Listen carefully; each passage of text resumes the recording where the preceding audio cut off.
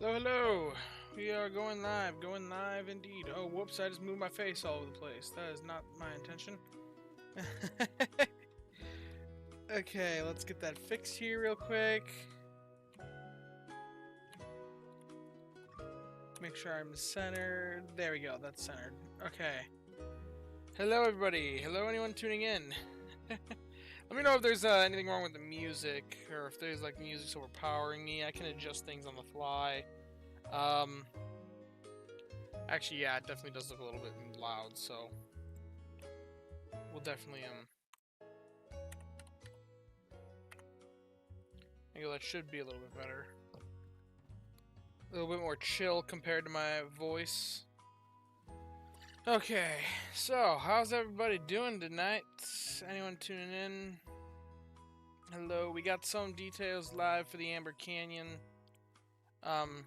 Just kinda going through it. Brain on X posted some announcements. I'm actually gonna put. I normally have chat on this monitor to my left. It's on the right side of the screen to y'all. But it's on the left for me. It's normally what I'm looking at, but tonight I'm gonna be kind of looking through Discord to see if there's any more news that goes live as data miners find data miner things. Oh boy, Meals posted. Okay, this might not be a stream. This might be a video now. Depressed over the no open. I'm so sorry, Pocket Boy. That is sad. But the new Meals are live. Oh my goodness, that actually makes things... I started this stream thinking there wouldn't be enough information to really make a good video about, but actually, I think now that we have the Meals live... You know what? I'm gonna do the stream. After the stream is over, I'm gonna give myself enough time to make a video, post that video. You guys get my thoughts early. Anyone watching the stream. But yeah, avocados. Looks like the Meals are out. Saw a download figure, we get some news. Yeah, no open surprise. Yeah, that is a surprise. Anyway. Let's take a look at these ingredients, or these meals. I'm interested to see, you guys get live reaction. To the new meals. Let's see, what is... Okay, it looks like we have... What are all the new meals? I guess we can see avocados. What are the ones that take... That is a weird sprite for avocados, not gonna lie. Okay. Looks like all four new meals take avocados, it looks like. I don't know what they're called yet. Now, how significant are these two meh ones? Looks like this one's a dessert, 2 salads, and then a curry. So it looks like they're not doing anything with desserts. I think pancakes are still going to remain meta, the top of the meta right now, which I am surprised by. You'd be able to see my thoughts on that in past videos. So I guess pancakes still are remaining top of meta. There is a meal going up to 115 ingredients and 105, so it is going to make us push past, what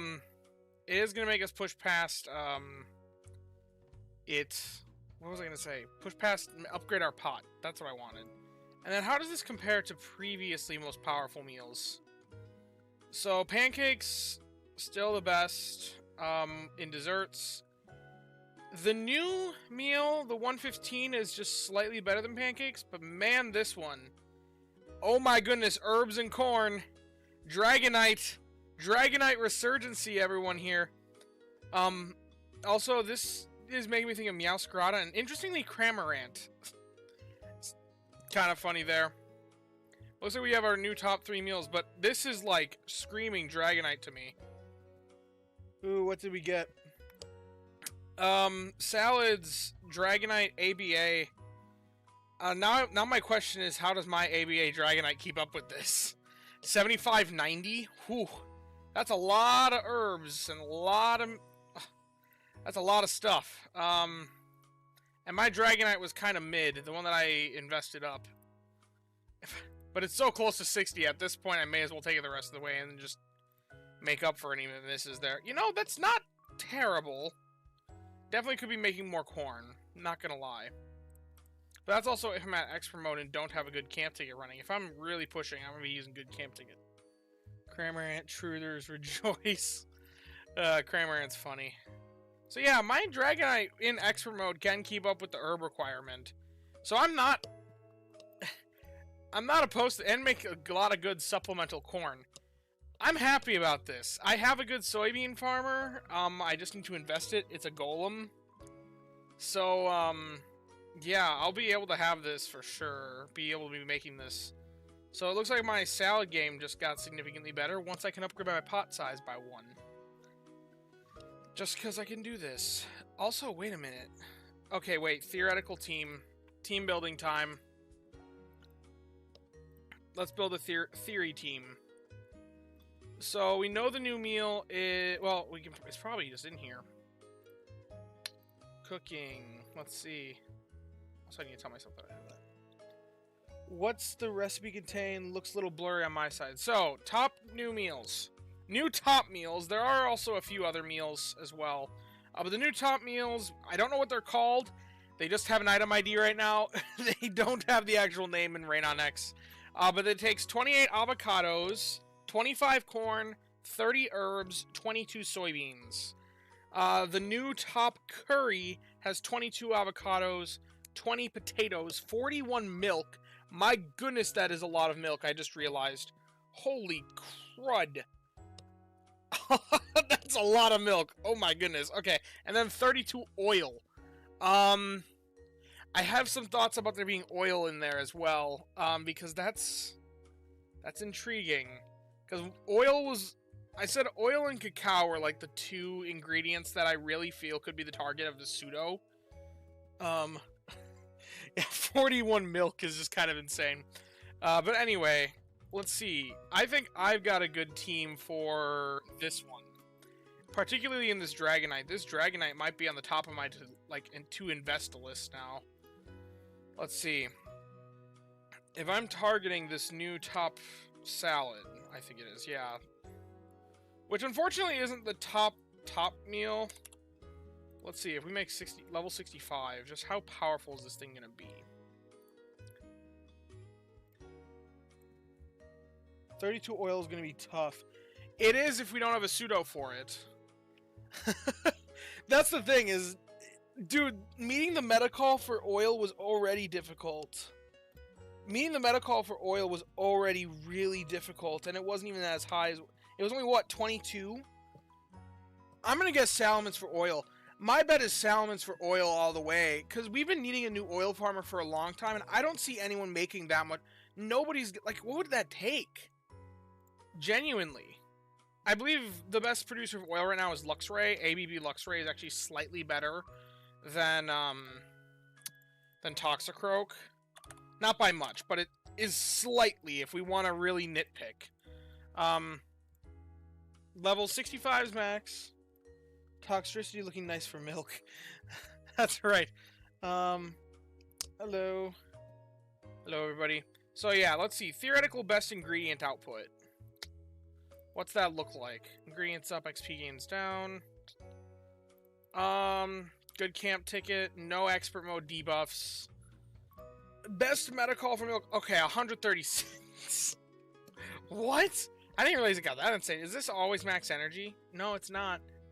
Okay, this... But this Luxray practically doesn't exist. It gets that insane at oil if you have... I guess that is, like, the basically perfect stats. Or is there something that I'm missing here? No, I think my settings are all normal, actually. And man, this Dragonite... Dragonite can be ABA, guys. And I think it's actually really good now. I think this ABA Dragonite's going to be insane for me. I'm glad I've been investing it. Okay, we got some notifications in the Pokemon EV... Oh, they're nothing important for the live stream.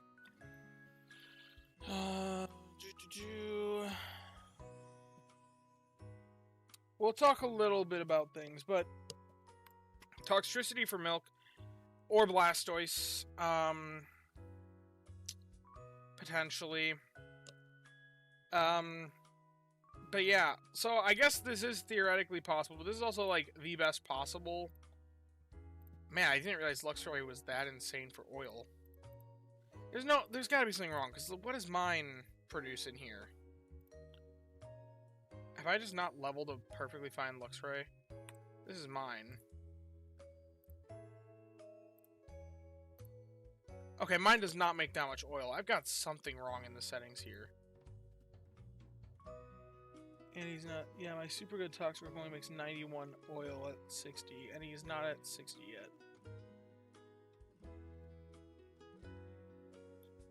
ABB Luxray with only IFM gets 73 a day. Okay, let me compare that.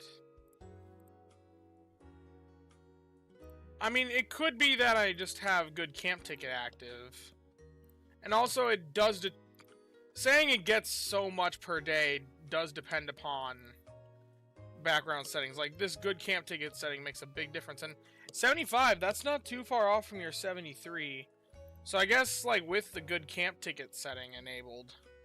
So, I guess without good camp ticket, yeah, it's pretty difficult to cross that meta threshold, but it's possible. 32, that's 96.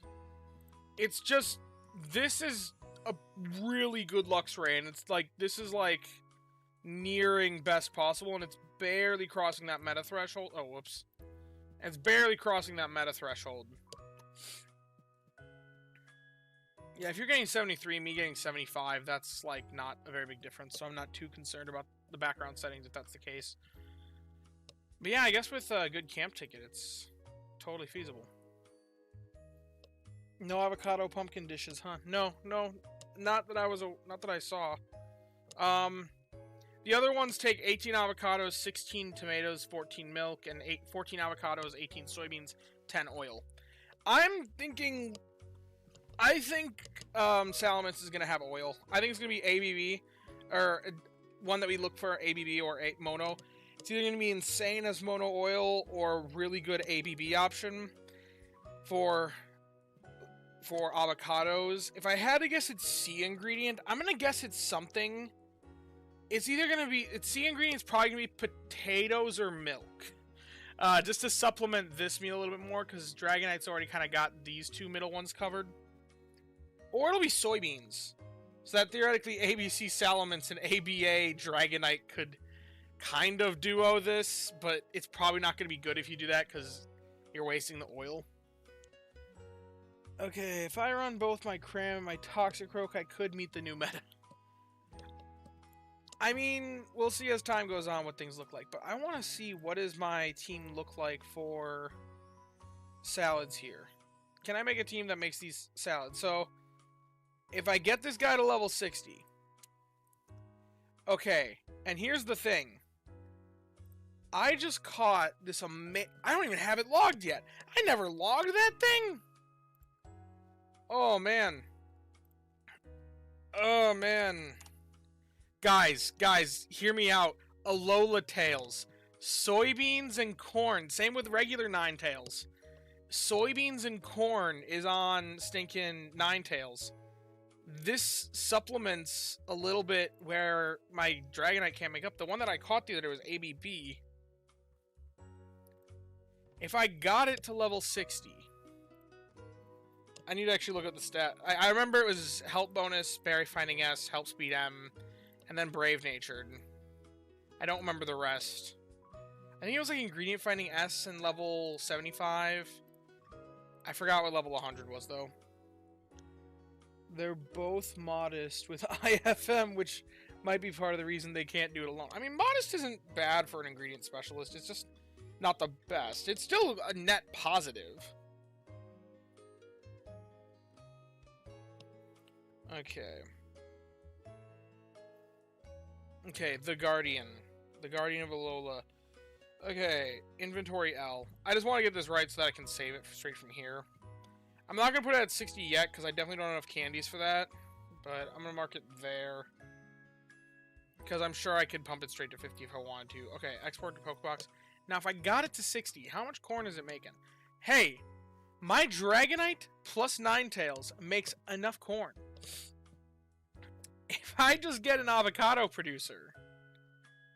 So, we're just going to leave a slot open for avocados, assuming I can make the avocados.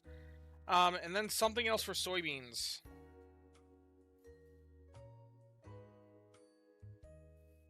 Let's see. I check to see what they do much better with ingredient up that doesn't tank speed. It should only help about 7%. Realistically, that's about how the math works out. What a duo. Yeah! Dragonite and Alolan Ninetales. And I just love the fact that this thing is producing a little bit of soybeans on the side. Do I have any other random things that can make supplemental soybeans? Because... this is funny. My Swallots make soybeans, but not much, because they're all both ABC. I wish my Swallots were mono. That'd be funny. Then I could actually consider Swallots for strength and not just the Dream Shards. But instead we're going to be looking to Golem. Or something else with soybeans. I have a lot of things that can make soybeans. My goodness.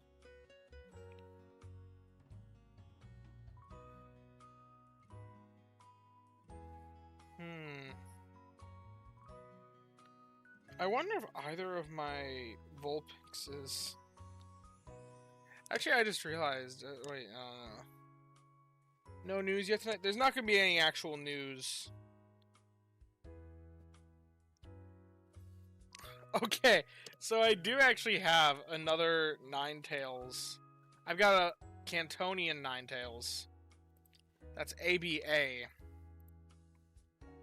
That is actually alright. Got Research XP, Berry Finding S. And then Health Speed S that could be sub-skill seeded. And interestingly, it's got Ingredient Finding up, main skill chance down nature.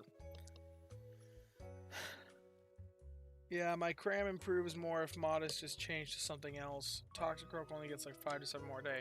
Yeah, it's gonna be about, like I said, 7%. Okay, this actually gets it only as minus 32. Now here's the funny thing, if I max out Alola Tails' main skill, it brings it up by 2 more there. Which is kind of funny. Do I have any other Pokemon that make soybeans? I don't think so. Oh, I actually have this guy here. Nothing else that's worth considering. Altaria! Hope you're doing well. Glad to see you slowing down the videos and just playing the game more chill. Yeah. It's been a huge change of pace. Honestly, I'll probably go as crazy as I once did come December. It's just, my life is very different right now. I work a different shift and it's difficult to really be working on the content and whatnot. But yeah, thank you. Thank you, Slashburner. Okay, so yeah, soybeans here. I definitely think it's better to just use my Geodude that's soybean focused. Because he's gonna do plenty alright, even if I only get him below 50. Although he's not the best, actually. He doesn't really have any ingredient fighting subskills till 75. But he's mono, and he's got an ingredient fighting up nature, so he makes plenty. Also, let's bring this back to 2, because that's not going to make a huge difference. Then yeah, theoretically this last slot can go to something with avocados, or it might not even go to something with avocados. It could go to anything, because 84 is enough to stockpile for a whole week's worth. So, realistically, this could be something I could pull off. Oh, also, wait a minute. This is without a healer. I didn't even run a healer. How did I not even think about that? You definitely need a healer. Let's see. We'll throw in Palmont. Or I'll throw in Cresselia. Now, if they raise the level cap to 75 and my Toxicroak gets his help speed I'm going, he meets the meta. I mean, he probably just meets the meta then if you run him alongside 2 helping bonus Pokemon. Always think about that. If you're using helping bonus or you're using a good camp ticket, that makes a difference as well, so... Maybe you can just... yeah, I do need that guy. Well...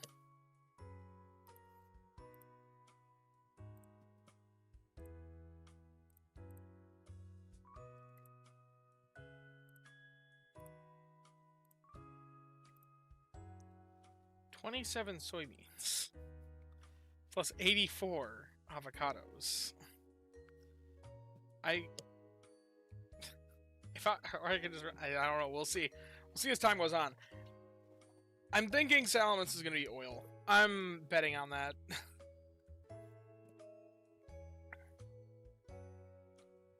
If an ABB guard would help you reach the corn you need too.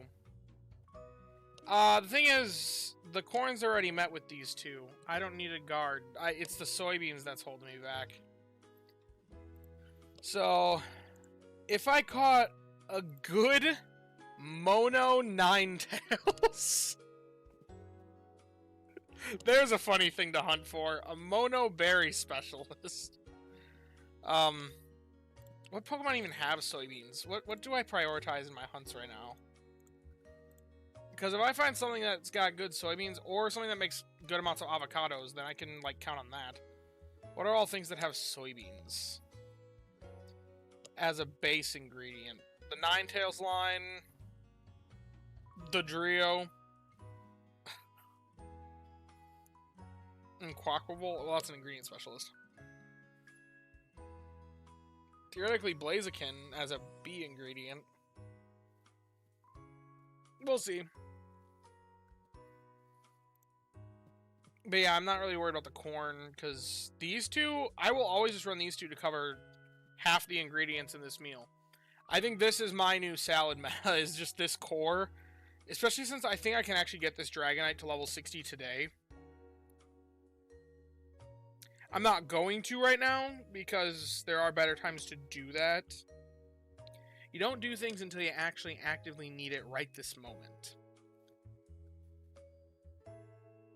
So, that's the thing there. And even then, sometimes you hold off.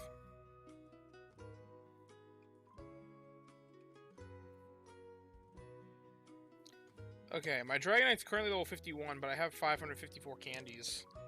I'm just gonna see here real quick if I can get it to level 60. No, I can't. I can only get up to level 56. Woof. Well, I need more candy for Dragonite. Anyway, let's take a look at the spawn pool. Some of y'all have talked about the spawn pool a little bit. It'll be interesting to see how good this is, really. I'm struggling so much for Dratini candy, I only managed to get my Dragonite to 47 in the last candy boost. Woofda. It's a little bit difficult because it's a pseudo. And it's only at one island. It's only at Lapis, and I don't even think it's at Greengrass Expert. I think it's still completely exclusive because Ralts is the one that Expert Mode took from Lapis. So that's a true island exclusive, and especially with everyone going to Greengrass Expert Mode lately these days, your friends probably aren't sending out Dratini candy that much. Interestingly, I'm not seeing Dratini. They're leaving it as a true island exclusive, it looks like. Yeah, minus XP down. Woof. Yeah, that's rough. Tectonomancer. But yeah. There's no Dratini at Amber Canyon. So, like, the poster child for Dragon-type Pokemon in this game. Not at this island. But Salamence is there. Salamence is there. He'll be pretty cool. He'll probably deliver us boatloads of oil, if I had to guess. Ninetales is there, so that's something I can keep him to hunt, and Combuskin, so I should keep my eyes open for them. Keeps Lapis Lakeside viable. Woof, Biggie. It's not bad at all, the Dratini is an island. I don't think it's bad. I wasn't saying it was bad, it's just interesting.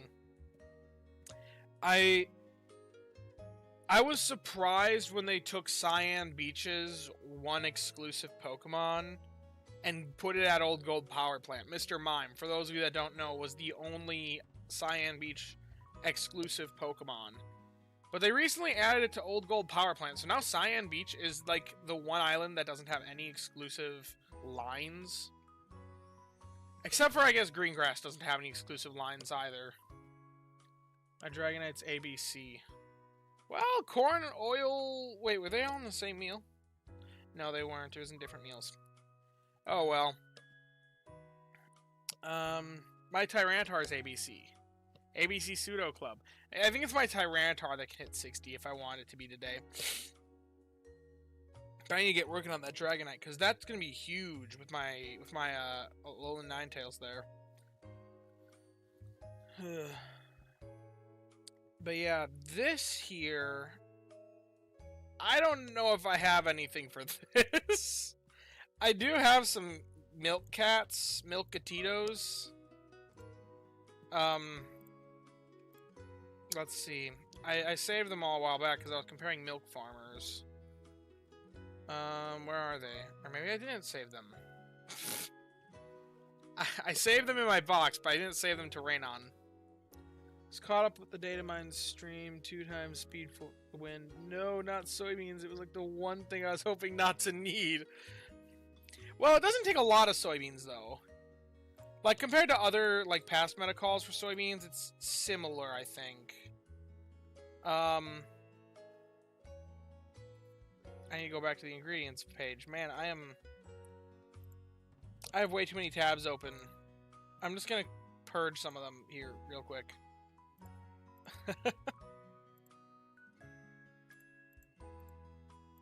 Okay, that's my music. Okay, I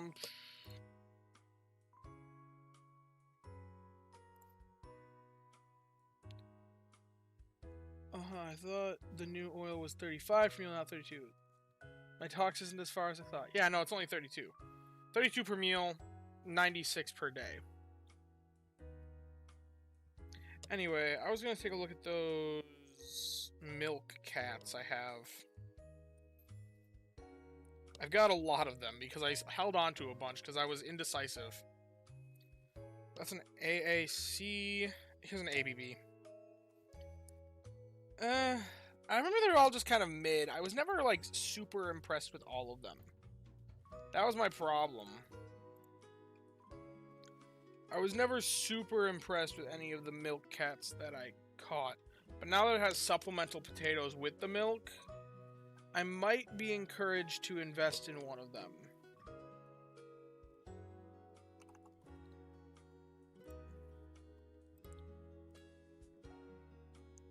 Kind of called it that beans and herbs would see revived usage in these. I mean, honestly, I think a lot of people expected herbs too, just because Dragonite has kind of fallen off for a while, and Dragonite's a beloved Pokemon. They weren't going to make it indefinitely irrelevant. Okay, so that, skill level up that's all I'm going to put in for now, because that's all I really care about for now. Speed down. Level 60. So I can easily stockpile 35 oil ahead of time or just run cram for a day. Problem solved. Nice.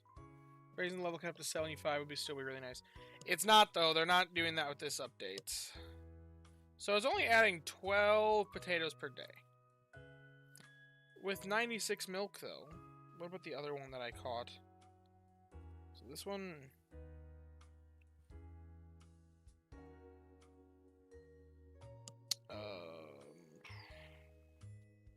here's the other one that I caught. I actually think I like this one more, because it's got Berry Finding S, which is kind of nice. And double ingredient finder, so it's not like it's giving up too much. Neutral nature. It actually makes less. But a part of that is just inventory issues. It fills up its inventory in less time. Yeah, I have these 2 cats. Which one of them... Well, can either of them produce... Well, they're not going to produce enough potatoes. That's the problem. Are they going to produce enough milk, though? Because 41 being the new Metacall, that's more... That is more than the previous Apple Metacall. Like, that's 123. What would it take on a Blastoise for that? Like, a level 60 Blastoise. How much does that make? 82? I guess they heard people saying, like, Blastoise just makes excessive amounts of milk, and we're like, well, we're gonna make it that you need excessive amounts of milk then. So new curry would require all the new pod expansions, right? I need to do the math on that. Give me a moment here. That's down here. So the new curry takes... Well, it's not showing here, but it goes up to 81. Is what the new pod expansion is going to be. It goes up to 115, I believe. So, if that's the case...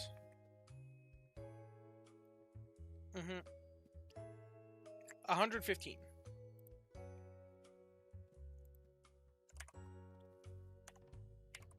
So 81, we're looking at 81.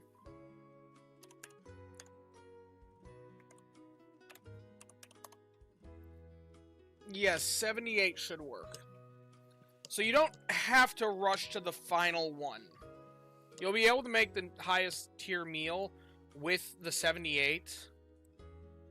Although I'd say, if you have the shards to afford the last one, do it for a couple reasons. One, discipline. Are you going to have enough discipline to hold on to 1.2 million shards? I mean, if you are the type of person that has 1.2 million shards and is fine with just sitting on that and doesn't spend them the moment that you have them, then sure, hold them until you actually need it. It might be better, but like the whole idea of not spending it on the pot would be because there are better things to spend it on.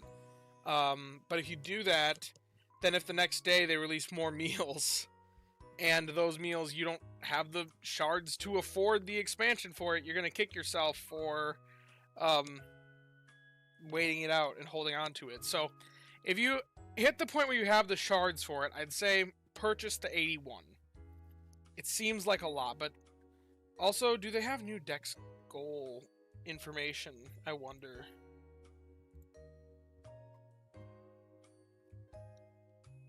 I wonder if they have new Dex goal information.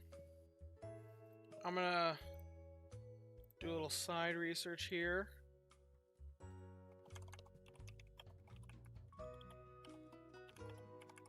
Usually that's something that's only on Cerebi.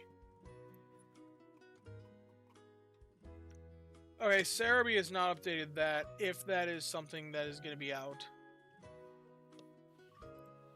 6-7, okay, I know that's a meme.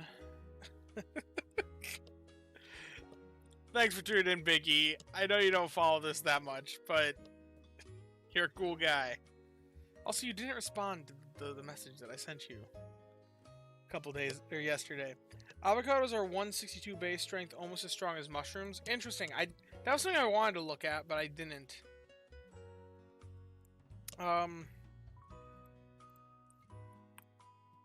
Yeah, we don't know for sure. Yeah, they're 162 base strength, which is pretty powerful. This is a buff to Ingredient Magnet, but also not, because, okay, here's my thoughts with Ingredient Magnet. Yes, it makes it a higher strength on average, but it makes it less likely that you're going to get enough of ingredients, of any particular ingredients, to actually make a meal. So every new ingredient they add to the pool, even if they're increasing the highest, like, strength ingredient they're adding, I still think it's net weakening the skill. Because it makes it more random with each additional ingredient they add. Yeah, investing my second shard farmer now. Really wish Sableye was in the Amber Canyon spawn pool. Maybe we'll get a new shard farmer in Flygon later on. I mean, it's potential. I don't see them going that route with Flygon. I would like to see a 3-stage Dream Shard farmer. That would just be amazing. The fact that all of our Dream Shard farmers are only single or 2-stage is honestly just criminal in my mind, since it's the only skill that can go up to level 8. For it to be the one, like, one of the few skills that can't take it that far. I don't know. Mawile. What's in Mawile's pool again? I know it's an oil farmer. But what's in its potential pool for ingredient draw? I know it's all the ingredients that are in that one. It's potatoes, oil, tomato, corn. I guess... Let me see the new meal again. I mean, this one doesn't really win too much from that. Potatoes and oil are both in this one, so that's kind of nice. Yes, 3-stage sharder. I would... That's an interesting word to refer to it as. Shard. The ingredient making strat, in my opinion, was already see what it gets you and continually swap between ingredient specialists to fill out what you need to make one of the meals you're targeting. Yeah, it's the green grass salad monster. I already knew about that. I remember it was green grass salad, but I don't remember the ingredients that go into green grass salad because I hardly ever make it. I remember it takes corn and oil. Thing is, with Ingredient Magnet, like I said, it's less likely you'll be hitting enough of any individual ingredient to be able to really point to, this is the one that I want to make. I think adding more ingredients to the pool makes it harder and harder to accomplish that strategy. In programming, there's a process known as sharding too. Sharding. I need to make sure I emphasize the D there. Instead of just speaking too fast. Yeah, no, you pick like 3 or 4 meals. Yep, and it's only going to spread wider though as time goes on. It's going to be more and more difficult to make a single meal. Ingredient Magnet is just getting weaker despite getting stronger. Looking at the salad and the Dragonite I kept because it looked good for Kima, and he makes enough herb but not enough corn on his own. That's alright though, because, I mean, okay. And here's always my thing to mention to like people that are... Ninetales, both Alolan and Cantonian. Fantastic partner for Dragonite, especially if you can get an ABB one or a Mono one or something like that, because you supplement and you stockpile. Here's an example of supplementing. It can supplement the corn. Theoretically, let's assume that I can catch a good avocado farmer to take this 3rd slot. Then I could make this just any generalist of my choice, or berry specialist. Let's say I want to do it for Amber Canyon. I can swap in this guy. And then I can put in this last slot something that makes the avocados, and then just stockpile 58 soybeans worth per day. So, what's 58? Well, let's say 60 just to make sure. 60 times 7 is 420. So I can just stockpile like 420 soybeans, and then look at that. Suddenly we're making enough ingredients. If this last slot's an avocado farmer, we don't know what an avocado farmer is going to look like. But if we say always the recipe, always meet the recipe requirement, that's just a casual 2.9 million if I get this meal maxed, which shouldn't be too difficult with this much strength. I had to put a don't read out loud tag on that. You're good, you're good. Although who's to say the new Mon will avocado and bean? That a new Mon will... If they have an avocado and bean... If Salamence is A soybeans, I would be ecstatic. That'd be like perfect. If it's A soybeans, B avocado, and I can catch a phenomenal ABB one, then the fact that my Alolan Ninetales and the Salamence would be able to like both supplement a little bit of soybean would just be all too perfect for me specifically. But I think it's going to be oil. I doubt it's going to be soybeans, because these new meta calls wouldn't point me towards the idea that we need an excessive amount more soybeans, since we previously, the meta call for soybeans was already at 28 per meal. So my different Ninetales options would work for supplementing the beans. She's mono. Hey, that's nice. I love myself a mono berry specialist. They're amazing for supplementing because you can actually get decent strength out of them, being that they're ultimately a berry specialist. You can still get good strength out of them.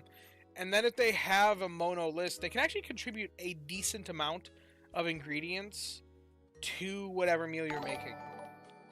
Oh. I had no clue that was going to happen. I did... Well, thank you, Big E, for becoming a Larvitar sub. I didn't realize I had Streamlabs set up to ping notifications on the stream, so that's funny. You made a moment. I have a new member. Gonna miss using my Vikavolt. Thanks for the Larvitar sub there. Okay. But yeah, avocados, soybeans. Yeah, this is 2.9 million strength with no area bonus. If we assume area bonus, this changes it a lot. 75%? That's 5.2 million. And this is with no favored berries accounted for as all either. Add in favored berry there. And also note berries accounted for from whatever this last Pokemon's gonna be. 5.6 million strength, just casually. The Amber Canyon map has been removed from Radon X. Oh, did they? They removed it? Why would they remove it? I do like to see it. My AAC Golem covers the beans for most things at 50. Nice. Then, if you need it for soybeans and you don't have a better farmer for it, then keep it at 50 for now. I forget what golems... It's mushrooms, right? I think it's mushrooms. Let's see. Yeah, they have... So, yeah, new event packs. Oh, we can see what the new, we can see what the bundles are. Oh, boy. You can get Baggin Incense. Trapinch and Crustle Incense are in the mid-tier one. Honestly, the base one is most interesting to me always, because it's just like, it's just a discount on a couple Pokebiscuits, and then also getting, Baggin. Like, also getting an incense with it for free is kind of the thing. I don't know, we'll see if I'm interested. Wait, Trapinch, so this is for Flygon and Dwebble. And then you get all of them in the big one. Some Ultra Biscuits and some Great Biscuits, some candies. On Golem, B is potato. I know B is potato on Golem. I was saying the C ingredient. I think it's mushroom. I might have it backwards, but she's got potato anyway. Oh, okay. Quagsire is really winning lately with the new dishes. Mushroom potato? Mushrooms? What recently got mushrooms? Like all the new dishes? Like Scary Face pancakes.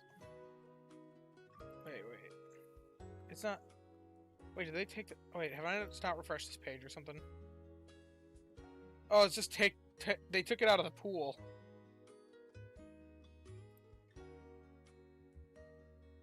Oh yeah, they did remove the page for Amber Candy. Interesting. New ingredient. They must be gathering more data because they're not showing the...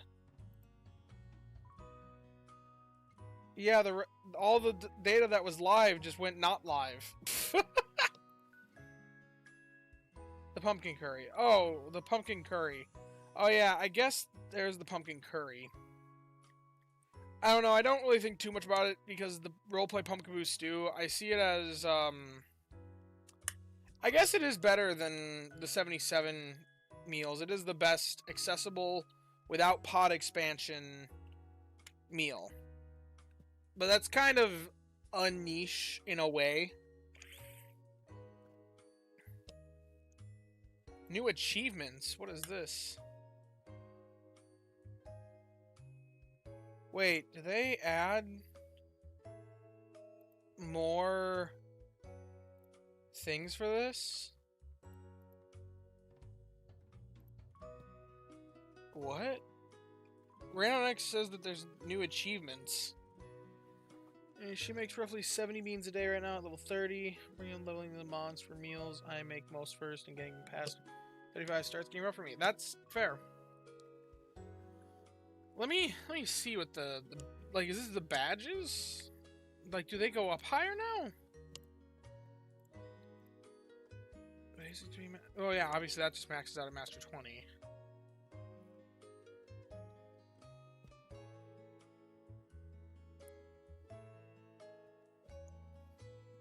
Kinda glad roleplay stew wasn't totally power corrupt. Love Pumpkaboo and can't want to level it. And can't want to level it? You mean kinda want to level it? Okay, so before everything was going up to level 10 as their max. Do some of these go beyond level 10 now? Or is it just new achievement is just a new area? Also, it gets a main skill seed. Is that the only new achievement here? Is that what... Did I just get baited? 3, 4, 5, 6, 7, 8, 9, 10. So that's 10. Yeah, they all just go up to 10, I bet. I think the new achievements are just the new island. Okay, that makes sense. Game achievement short 44. The achievements for ranks on Amber Canyon. Yeah, I think that's the new one. I think that's it, honestly. Wait a minute. What? Whoa. New main skill. Okay, I can't show you. I don't have the Discord set up, but it says there's a new main skill. Dorinon in his, well, their post. I guess I don't know Dorinon's gender. In Dorinon's post, they said new main skill. Main skill /28. What? Is that what Salem or Flygon's gonna do? Because, like, Crustle, there's an obvious... But it just says data. Yeah, what? Here, let me try to set up... Let me try to set up a scene so that you guys can have Discord. I'll just add Discord temporarily to here.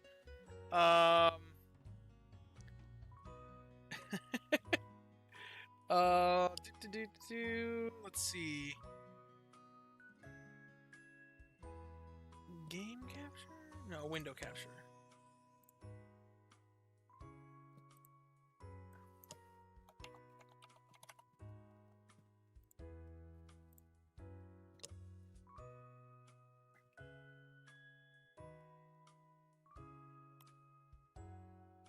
Here we go. It's a little bit big. Let me shrink it down here.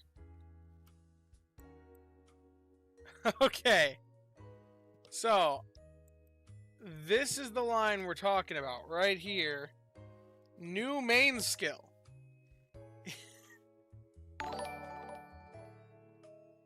Danny Phantom, welcome to also being Larvitar. So you can see it on screen. I just set this up tonight with the... Well, I set this up a while ago on Streamlabs. I just didn't realize it was the thing. But it says new main skill in the Discord announcement here. It doesn't say it anywhere on the website from what I've seen. But we'll just drag that to the back of all my sources, and if we need that again, we'll pop it back up. That's what I'm thinking.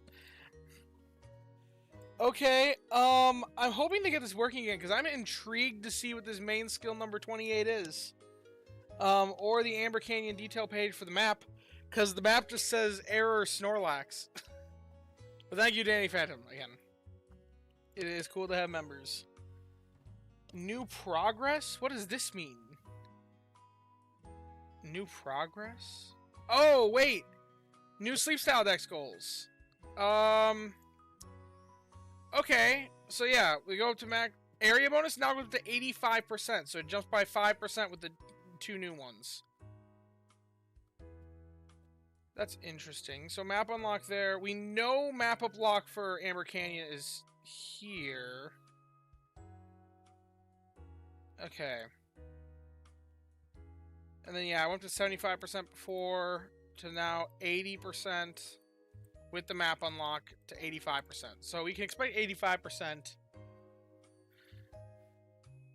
They may have removed that too. Yeah, they removed a lot of things. They had it up and then they got rid of it. They also have the event release details, which is like... I mean, we have mission rewards. Get Snorlax to Basic 2. Gets us 1 incense, I'm guessing. These probably all get us incenses. Because they don't have a texture in there yet. So, and these probably get us candies, because it's 30. It's probably for the 3 new lines. On week 2.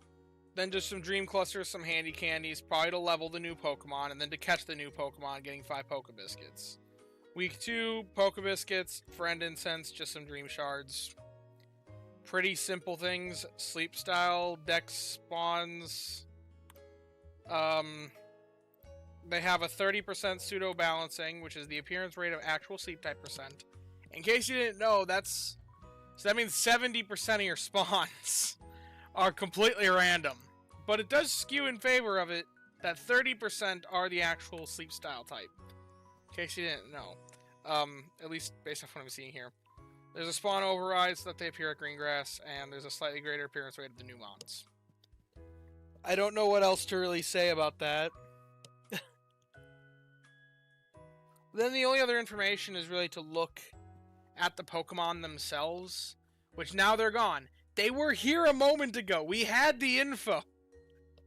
All the info was live. Raynon, what did you do? You put the info live and then tore it all down.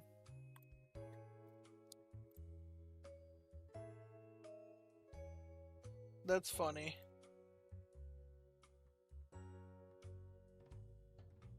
Oh, do we see the icon in the map? It looks like some people are seeing the icon in the app.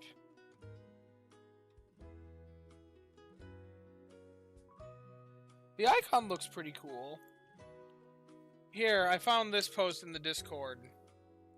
Here's what the icon looks like, apparently.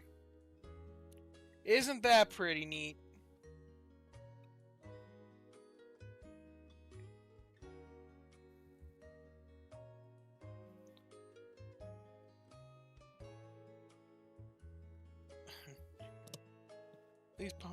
Okay. Do I see it in my maps? Let's see. Oh, I do see it when I look in my... I just dropped my phone. It's right there. It's in the game. It's live, everybody.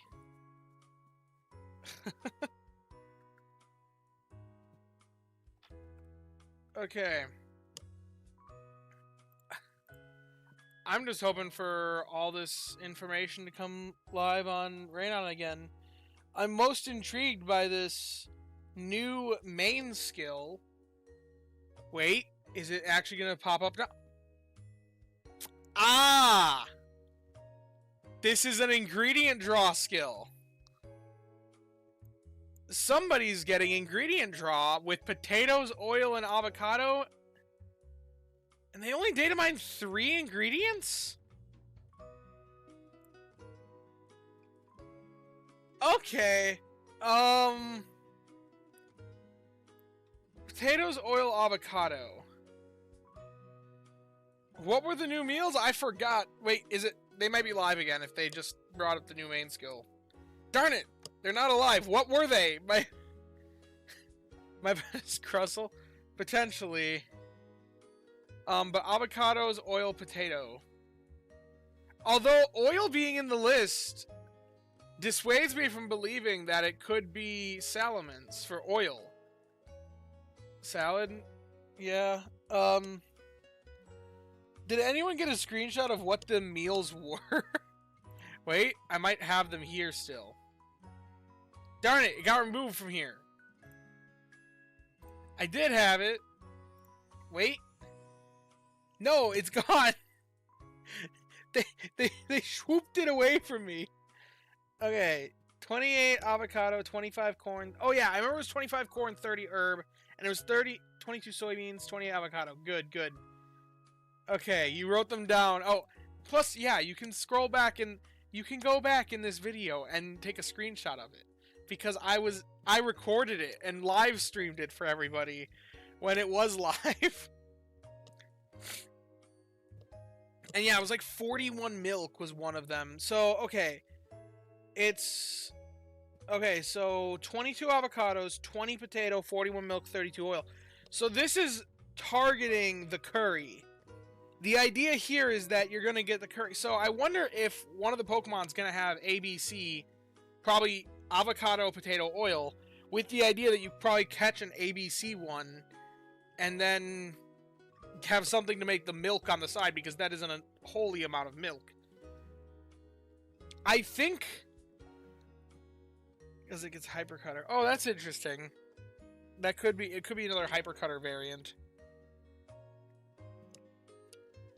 So, I wonder if they're trying again at Ingredient Draw, trying to make another one that can, like, do a lot of a single meals. If that's the case, I'm really interested in this. If this turns out to be on a Pokemon... Because maybe I go for ABC. Maybe I be the weirdo that actually tests the theory of what Ingredient Draw is designing itself to be. Of what Ingredient Draw sells itself as. If they actually fully commit, and give the ingredient list of just making it the ingredient list. Because they've been, like, testing out Ingredient Draw, and it's, like, kind of flopped every time. I wonder if the spawn pool's up again, then. It looks like it is. Okay. So, yeah, the spawn pool is live. Although it's not showing the new mons in the spawn pool, which is kind of funny. Um, it's just got, like, it's missing where the new Mon spawn, which is funny. But Entei's there, and for some reason, I didn't even realize this, 3-star Tyranitar has a higher research rank requirement than 3-star Entei. Ain't that interesting? But anyway, I mean, it's a honestly really solid spawn pool. There aren't really too many things here that I don't like. Like, Caterpie is kind of meh. Like, but it's the best Bugberry specialist.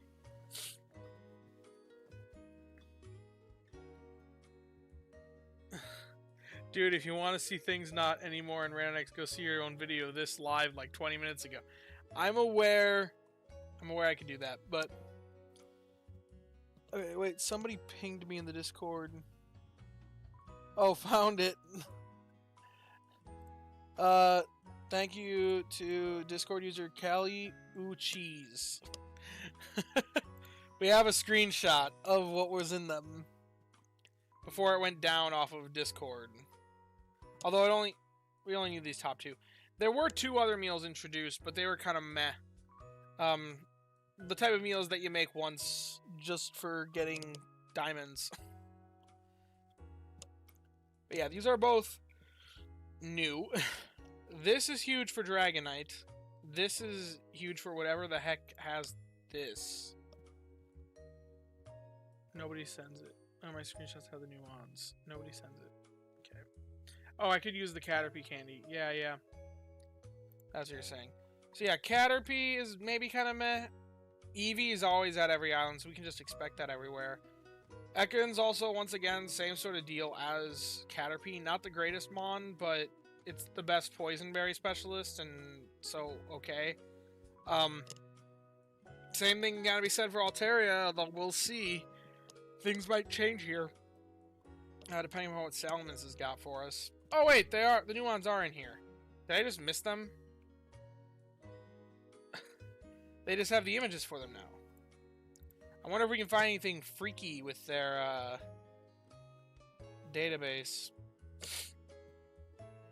Shiny. Okay. But yeah, the new mons are in here. They weren't in there a moment ago, I swear. Also, this is intriguing. Flygon has the same research rank requirement as Tyranitar. But it's got a lower friendship level, so like it's not being treated as if it's a pseudo, because it's got the befriending points of 20. Peony and Pumpkin Boo and Blessed. Yeah, I'm very happy about that as well. Especially Hippini. I struggle to get candies for that. Plusle and Minun are kind of whatever, but they're rare enough spawns that they're not going to be watering down the pool at all. But Salamence, my goodness, what? It's not available till stinking 5 million Snorlax strength? I think this is the new highest Snorlax strength rank requirement in the game, if I'm right. Like, that's absurd. Sometimes we do have some data for rank requirements, or for Drowsy Power requirements. Unsettled 302 million DPR.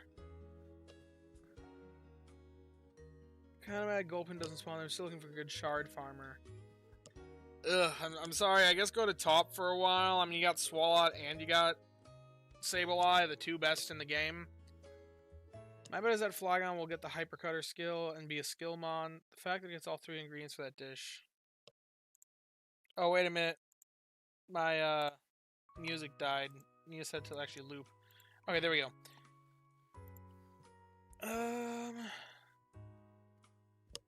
So all 3 ingredients. Doesn't have a favorite berry on that island. Kind of makes sense. Random X seems to be updating differently for different people. I can't see the new mons in browser. Huh. Weird. Yeah, Flamethrower Sleep? Okay, that's a cool sleep style name. I will say that. But what does DPR look like on these things? Do I even dare to look at DPR for the new mons? Okay, it's actually... Wait, do they have the SPO ID? Okay, yeah. Let's see. Unlock rank with DPR. They also recently changed how these things work. We want to look at the drowsy power requirement. Oh, it's going to be different depending upon... we're going to look at Amber Canyon. And then drowsy power requirement. Yeah.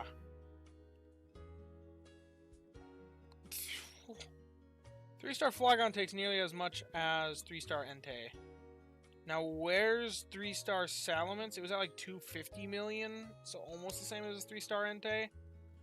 That's gonna be rough. Dude, Salamence looks so sick in this game. I'm not even a huge fan of Salamence, honestly. He's kind of like a meh pseudo. He's not a bad pseudo. He's still a pseudo. Pseudos are awesome. I love all the pseudos. I love all the dragon types. I'm like a little, I don't know, like 10-year-old who thinks dragon cool.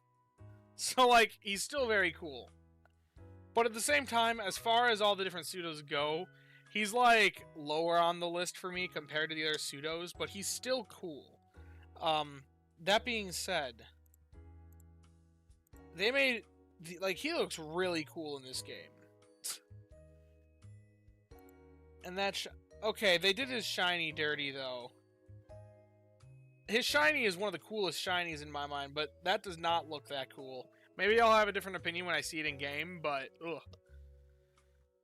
Okay, Ranox just put the recipes back in for me. I see Overcrow, avocado gratin, bulldoze, guacamole, and chips, luscious avocado salad, and leaf tornado smoothie. Interesting. 10-year-olds are often correct about Pokemon designs. Dwagon cool. Dwagons are cool, okay? Green. I like Metagross more than Salamence, so I'm hoping it's a mid-tier surprise for OGBB and Amber Canyon. That'd be cool.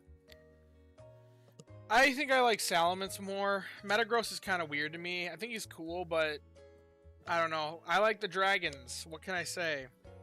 I can cover all my meals. My pathetic level 30 AAX Golem makes enough soybeans till I get something better, and I'll need to prep pumpkins.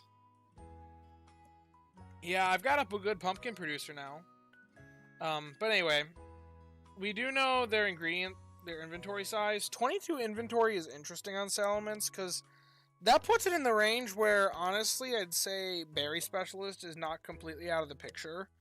If they still follow the pseudo precedent set by Tyranitar and set by Dragonite, then most likely this is an ingredient specialist with self-recharge, because that's exactly what they did for the first two. However, what I've said in every other analysis about this, topic, 2 could just be coincidence. 2 very much so could be coincidence. So I'm not convinced that this is going to be an ingredient specialist.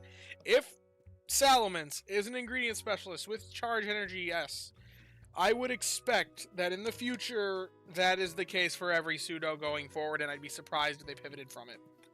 But it just being 2 Pokemon right now to set that precedent, 2 Pokemon could just be a coincidence. What's the scoop? Hey, Nitro Coldu, good to see you in chat. Metagross might be loaded. What's the scoop? Well, there's a lot of info on Rain on X about the new Pokemon, about Amber Canyon.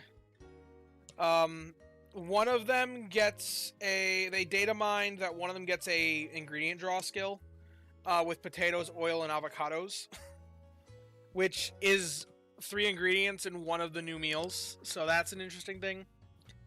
I'm really hoping Salamence is Berry, because I'm sure she'll be so much better than Altaria. I mean, yeah, if they're making a pseudo legendary be a Berry specialist, you know it's gonna be good. Like, if they take that pivot, then you know it's gonna be good. So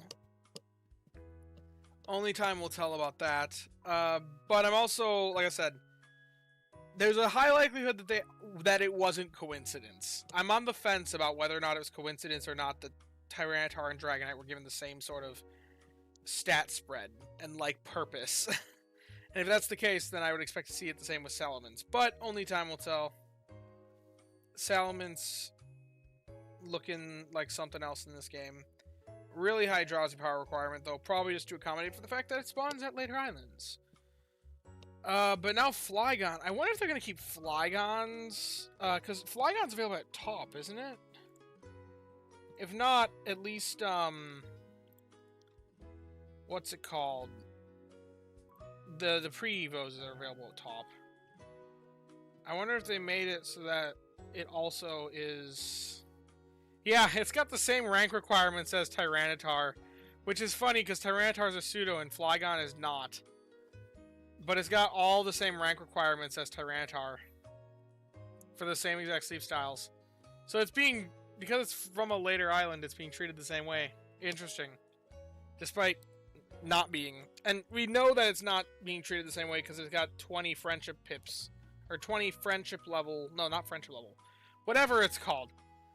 Takes 20 friendship points, that's the word, to befriend it, instead of 25, as is the case for Salamence, Tyranitar, and Dragonite. Well, Salamence based off the data mines. Okay.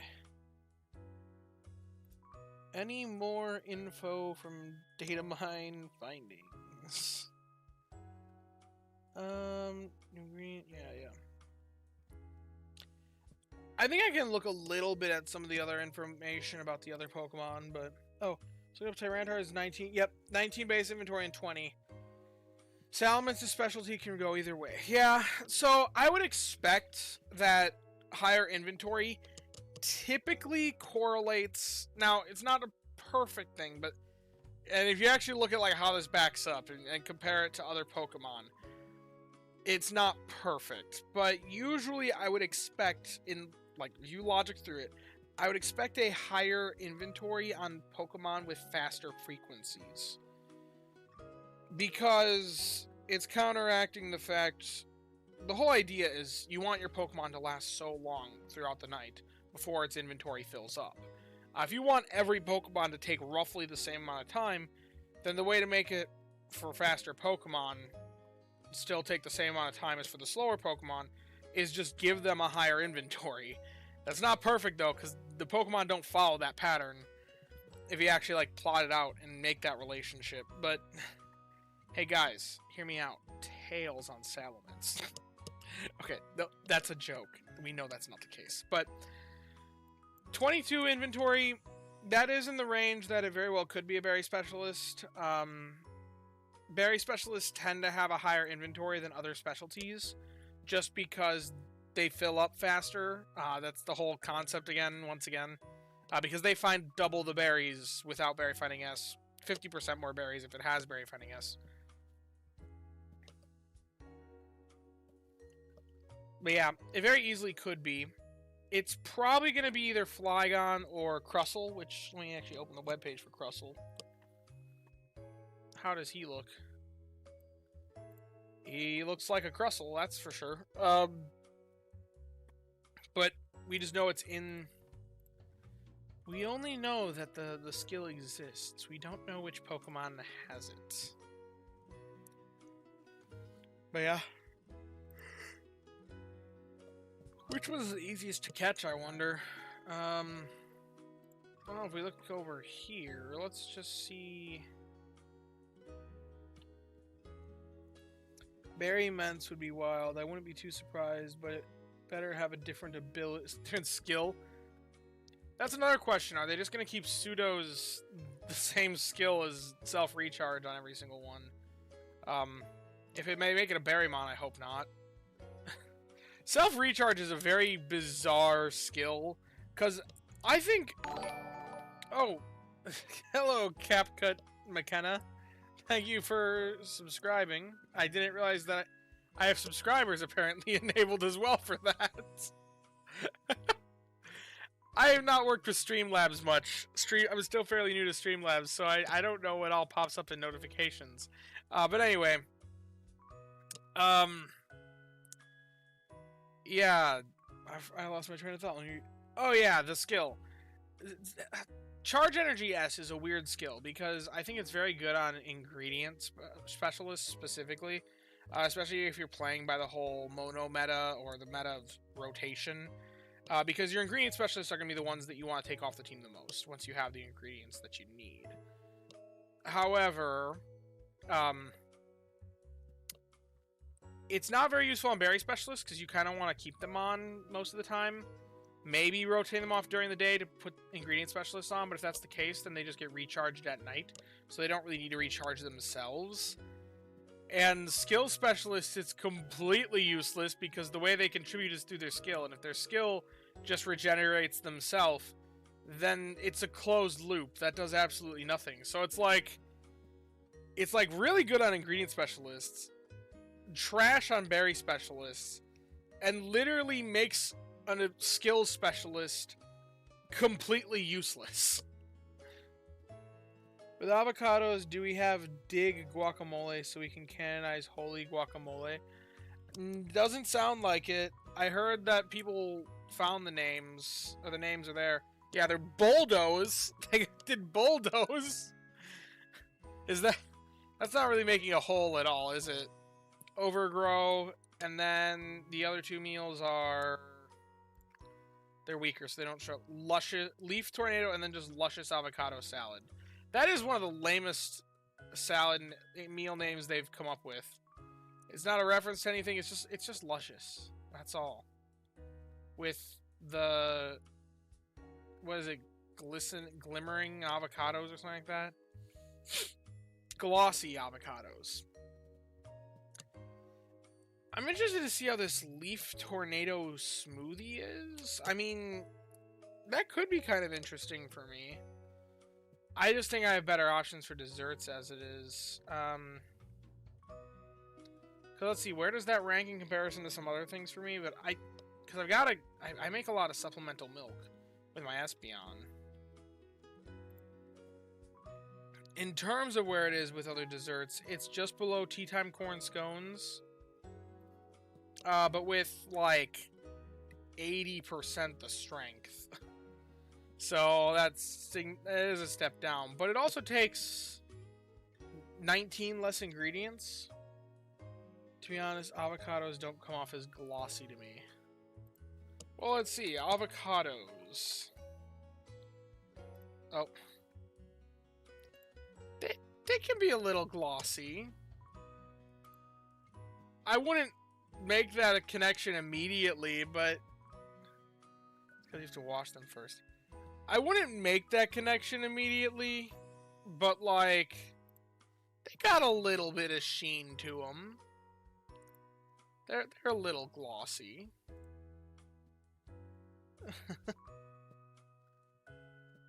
Yeah, I guess this new smoothie is, like, meh. It's probably one I'll just make once, just to get the diamonds, and then forget about it. Luscious avocado salad. Yeah, there's no way I'm making this reliably. If it's below Calm Mind fruit salad, woof. It takes less. This is really just one that's just for 20 diamonds. Where the lemon? Where the banana? I want my banana boy with the Tropius. Although I don't want him because that would be a 16-pip Pokemon. And I'd rather a 16-pip Pokemon not be the meta. Just because that's a pain to hunt. So, I want him in the game, but I don't want him to be the primary banana producer. Well, he probably would be, though, just similar to Farfetch'd with leaks. They should give us another good banana producer outside of him, but I want to see him make bananas. Because Tropius is awesome. I heard someone say Metagross. Did that get added? No, it did not. At least not based off of current information. So I wonder, how is this spawn pool going to compare to other spawn pools? Like, because this is the new island. How many Pokemon are really here compared to other islands? Because this seems like a really solid spawn pool, honestly. There are only a few Pokemon that are at every island. It's pretty much just Eevee and the Cleffa line, for the most part, and Ditto as well. Which, fun fact, for those of you that weren't around in the real early days, or weren't even looking on, like, Rain on X in the real early days, back before Old Gold Power Plant was around, Old Gold Power Plant, before it was released, there was a data mined sleep style that existed, and it was in the game. Nobody had it unlocked, for Ditto. That was Larvitar Sleep. They had it. It existed. It was in the game's code. You could see that you had an indefinite question mark for like a sleep style that was literally impossible to get because it wasn't available at any island. They've actually released it now. They brought it back. They must have just brought the file back and actually added it to the game for Amber Canyon, because I saw that Ditto now has Larvitar Sleep right here. So that's a fun fact. Larvitar Sleep existed long before. It's here. It's back. Oh wow, Ditto's new sleep style. I was just talking about it before I saw your message. So yeah, it's Larvitar Sleep. It's a new sleep style, but it's an old one. It's been around since game launch. Boy, Heracross is at Amber Canyon. Never leave. Honestly, like I said, there isn't much here that I don't like. I don't like Munna. I'm not the biggest fan of Toxel, but I can see some point to it. Like, there's nothing here that's just outright atrocious. There's no Wobbuffet. There's no Meowth. There's no Persian. There's no just bad spawns. I think if you go to Amber Canyon, there's always going to be something worth encountering. Gone are the days of going to... Well, I guess Munna could overflow. But I don't think Musharna is here. Oh, wait, no, it is here. Okay. I guess Musharna could eat Drowsy Power. No Cyndaquil. I didn't even notice that. But yeah, I guess no Cyndaquil, you're right. I don't think any of the Johto starters are here. Because I don't see Chikorita either. Or I stumbled into Adamant, Berry Fighting S, Help Speed M, Shiny Munna, so I personally am alright with Candy for it. I mean, fair enough. Use the Shinies. Using Shinies is fun. I'm always for doing whatever's fun, even if it is suboptimal. But yeah, out of all this stuff, like, genuinely, like, everything here is... There are only a couple of spawns that I'm like, I don't want to see that. But then again, that might be the case with the other islands. Like, if I compare it to Top... Let's see. Oops, bad gateway. What? The map thing's dead again. Am I the only person that has access to this now? Raynon might have just died. Raynon as a whole. Did my man's Gulpin make the cut? No, it did not. Good night, Mr. Velocity. Sleep tight. I wish I was your bed bugs. Oh gosh, Biggie. Why, thank you for the compliment, I guess? Is that a compliment, or is it just creepy? Okay, oh yeah, that's right, Trapinch is here. That kind of jump scared me that I had a missing style there. Yeah, let's see. I'll be interested to see, will Top have Trapinch before... Will Top have Trapinch before Amber Canyon's release event?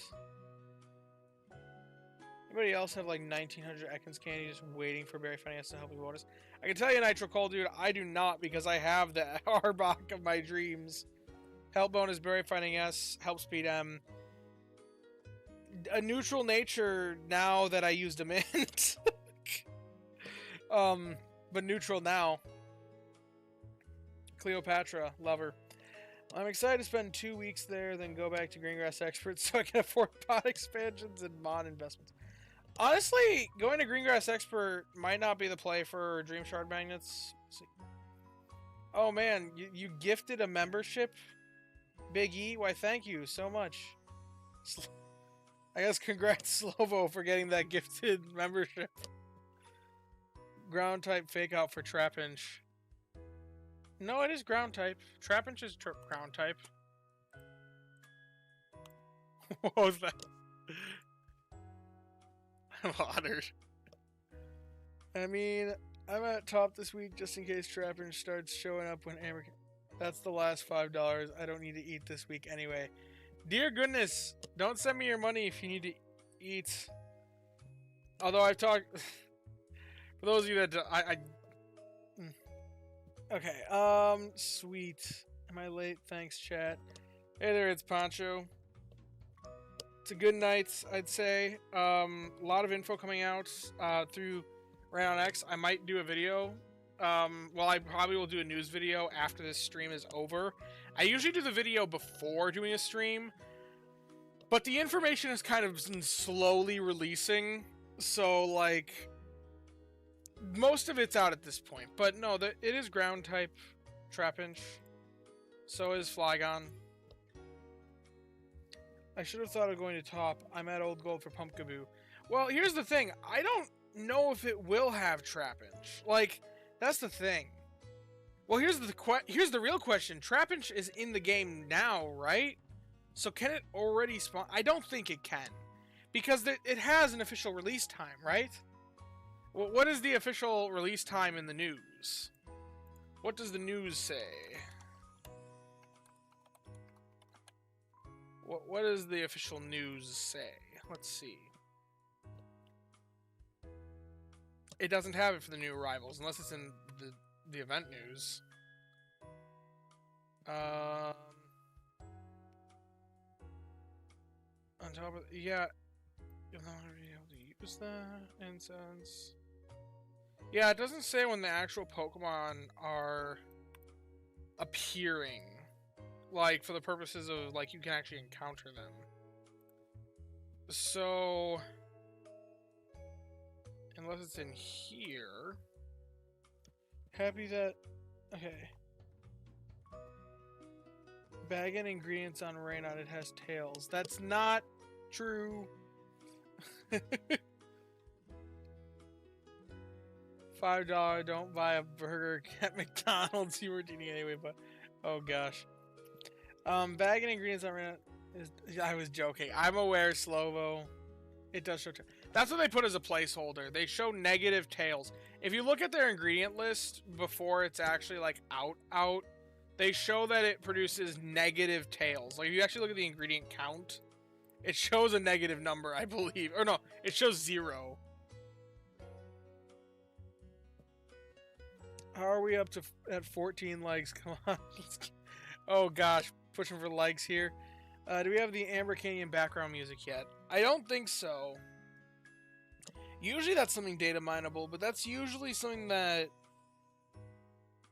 At least I think that usually is. I'd have to look at what the pattern for Old Gold Power Plant was.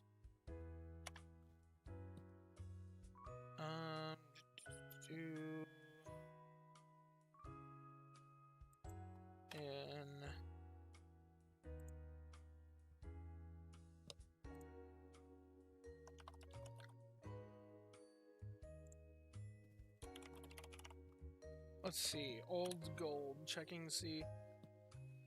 Yeah, usually Cerebi is the one that finds the music, I think.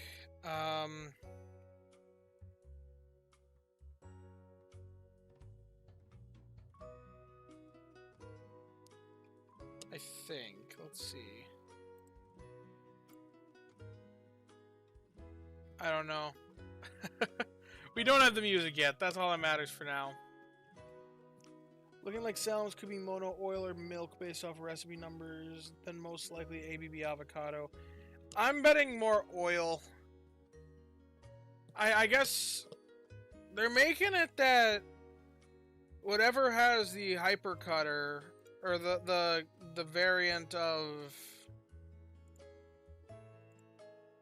whatever the one variant is. I need to make sure that I'm still closing my tabs, because otherwise this becomes a mess to dig through. Okay, yeah. Whatever's making getting the variant of a ingredient draw produces oil. So actually that would lead me to believe that it could be something else in here. It'd probably be either... Okay, I don't think it's going to be corn and herbs, because I think the reasoning for this is to bring a resurgency to Dragonite, especially with it having favored berry at Amber Canyon. I think they wanted to bring about Dragonite usage with corn and herbs here, with this top one. That leaves... Okay. Potatoes, milk, oil, soybeans. Soybeans, that's a pretty low count, and it's actually not changing the meta call for them at all. I believe this doesn't modify the meta call for potatoes at all. I'd have to double check. But before it was 22. So for it to stay at that doesn't change it at all. It was already at 20. I don't think it's going to be either of those. The only two ingredients that have a meta call shift are milk and oil. But the fact that oil is both A, it's in Dragonite's list as its C ingredient, so I could see them trying to use it, and maybe it's milk. Honestly, the ingredient counts, and also the fact that the variant for ingredient draw has oil in it kind of makes me think that they may make it milk. Oh. Okay, what's chat? I need to keep up with chat. ABA Dragonite stocks are so up and I still can't find one. Wolf. Oil, avocado, bean, ferments. I would love to see beans, just because if it was bean, avocado, that would be great for me specifically.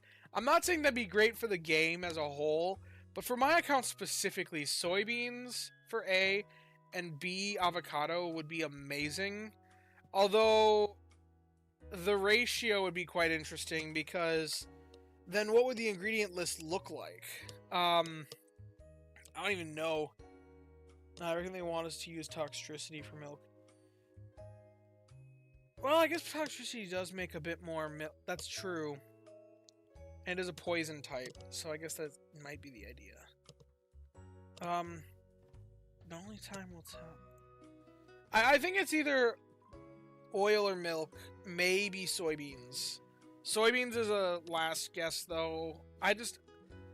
Maybe it honestly could be any of these four ingredients, but more likely to be these two.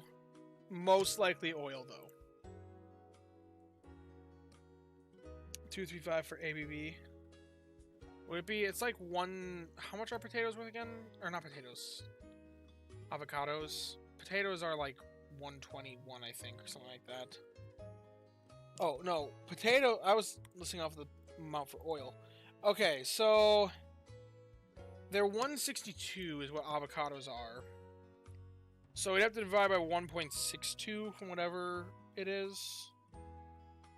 Well, no, because soybeans are a perfect 100, so you can just divide by 1.62 for that conversion real easily. So 5 divided by 1.62. It'd be about 3 for the middle one, because it usually rounds down, and then 7 divided by 1.62 is about 4. So it'd be 3 and 4 for the B and C ingredients, which means it'd probably be pretty fast and still have a decently high speed if they're going to make it actually reliably produce enough avocados. So it's possible. Because, yeah, Dragonite gets more corn, because corn actually has... Oh, no, it gets less corn at the higher levels. Because Dragonite, its B slot makes, like, 4 corn, right? I don't actually know. I don't have these numbers memorized.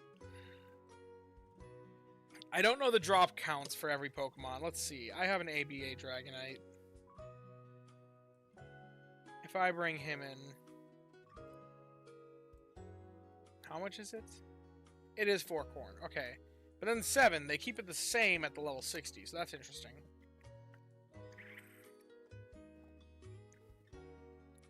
What is the current spread for Honchkro's draw? Honchkrow is like coffee... I know it does have soybeans in it. I know coffee is the one that everybody thinks about. It is mushrooms, soybeans, sausage, coffee. Dragonite's 4-7. Yeah, 4-7. You're right. I looked into it. And then its ingredients make soybeans and then herbs for Murkrow, Honchkrow. Which is a bit of a weird list. Mushrooms. And the sausage with the soybeans. I mean, it covers 3 of the 4 ingredients for Perk Up. It only misses on the tomatoes. But it also produces the sausage that it doesn't need. So, Honchkro's less optimized than Mawile is. Mawile has a meal that you can target with it. Honchkrow, you can't.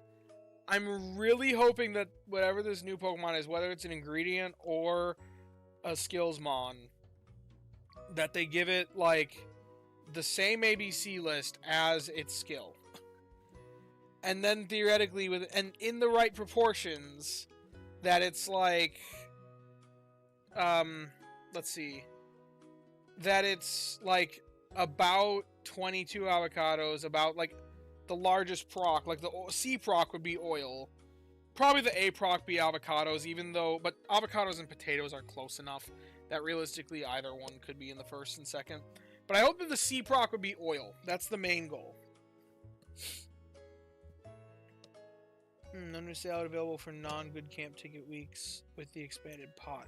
Yeah, that's true. No new salad there, which is interesting.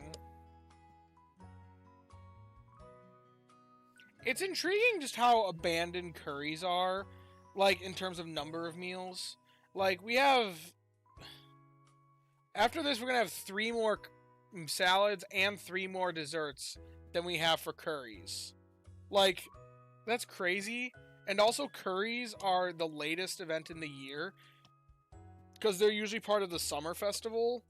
Whereas, like, desserts, we usually get a new dessert with Valentine's Day, and we usually get a new salad with whatever the spring festival is called, but then, like, the summer festival is way later. So we'll probably get new desserts and new salads before we get any more new curries.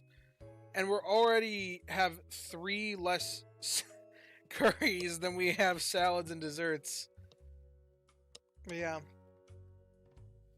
Zerus gets flour, gift macarons, curry gets Inferno Corn, Keema curry. Yeah, lots of new meals that are being opened by the opening of the new meals. I find it more interesting, though, that 81 pot size really is not an optimal decision, other than it forces you, if you do purchase it, you no longer have the 1.2 million sitting in the bank, so it forces you to use that for that.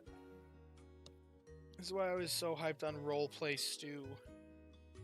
Well, yeah, because Roleplay Stew is already 69 ingredients, which is nice for non-good camp ticket weeks. I don't think about that much, because, like, I just use good camp ticket on any week that really matters for strength. Which is, I kind of wrote it off in my initial analysis of it, because I didn't really think about the non-good camp ticket, and honestly, I kind of rushed to make that video. So I just kind of was like, it's another thing. But yeah, no, Roleplay Stew is pretty strong. I personally don't know if I'll be really... I mean, I caught a good Pumpkaboo. I caught a pretty dang good Pumpkaboo, so maybe I should be considering it, but... My goodness, I don't know if I really want to dedicate the time and effort to level it up. Like, especially since, like, the other ingredients, I don't have great synergy with it. I like making synergistic teams where they cover each other. I like dealing with the mixed lists.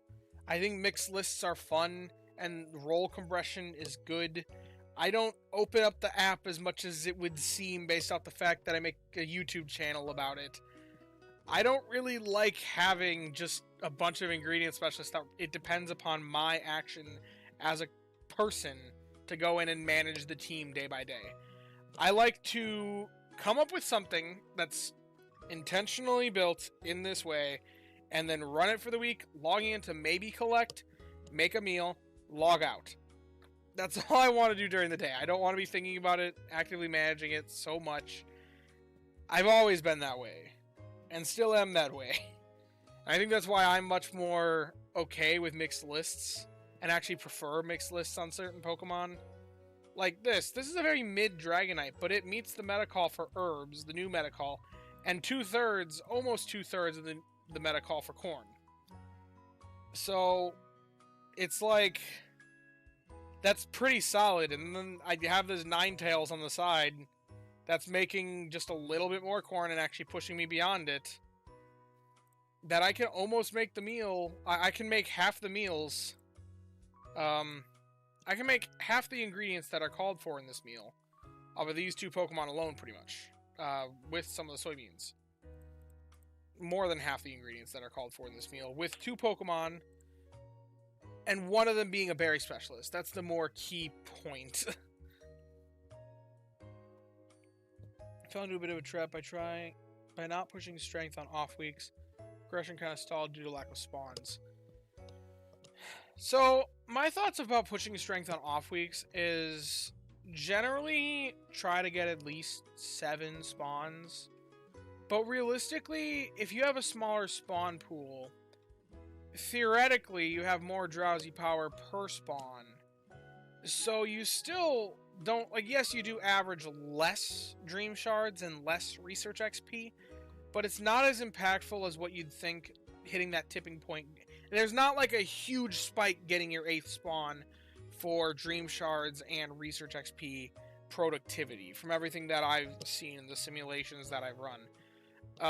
However, there is a big difference in candy, because candy is much more like each individual spawn gets you a minimal, like there's a higher floor that you can gain from each spawn.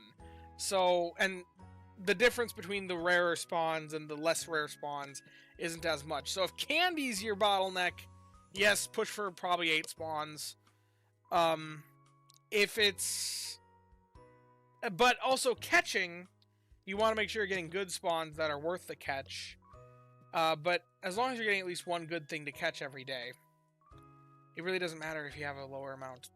That's my take on it, is that really having a high amount, even trying to push to get 8 spawns, isn't necessarily needed.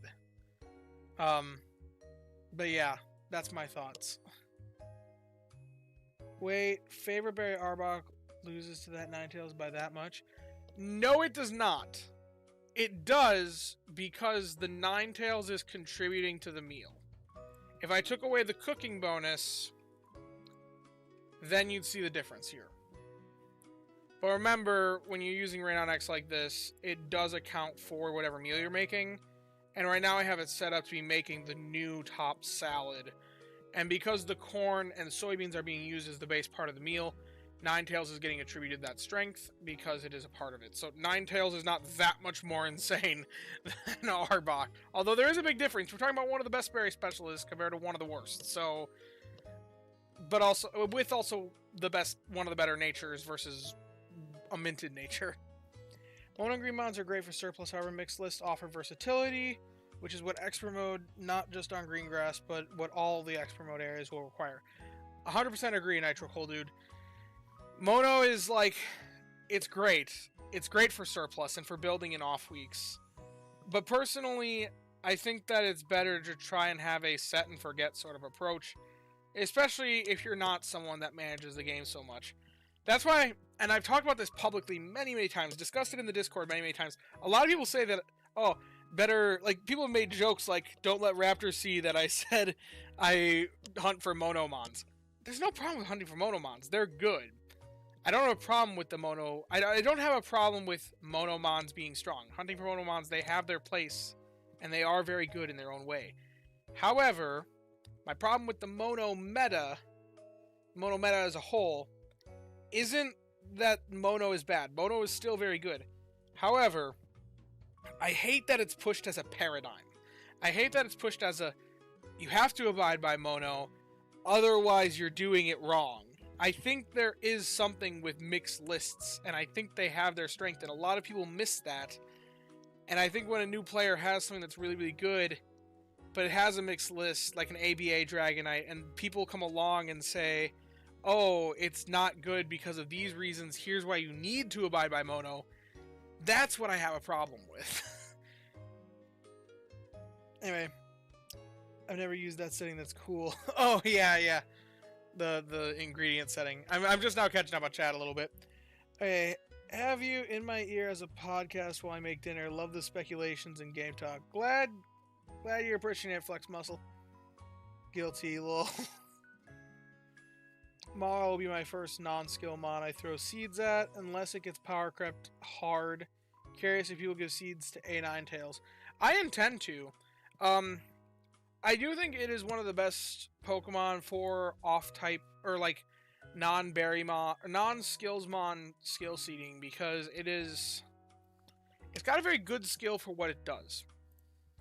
it doesn't synergize the best with Skillsmon. So like, if I was to put a last Pokemon here, hopefully it'd be the Avocadomon. But if we just look at the difference here, 4.25 million versus that's like 70k a week.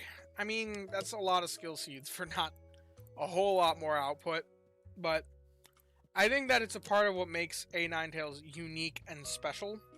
But also, something that's not being included there is like it's producing more herbs, which overproduction of herbs isn't really contributing to the strength at all because it's already hitting the base thing of the meal. But maybe I don't have to use Dragonite so much, or yeah, there's rotation here that could be occurring. I know I just talked about how I hate rotation, but it does add extra flexibility.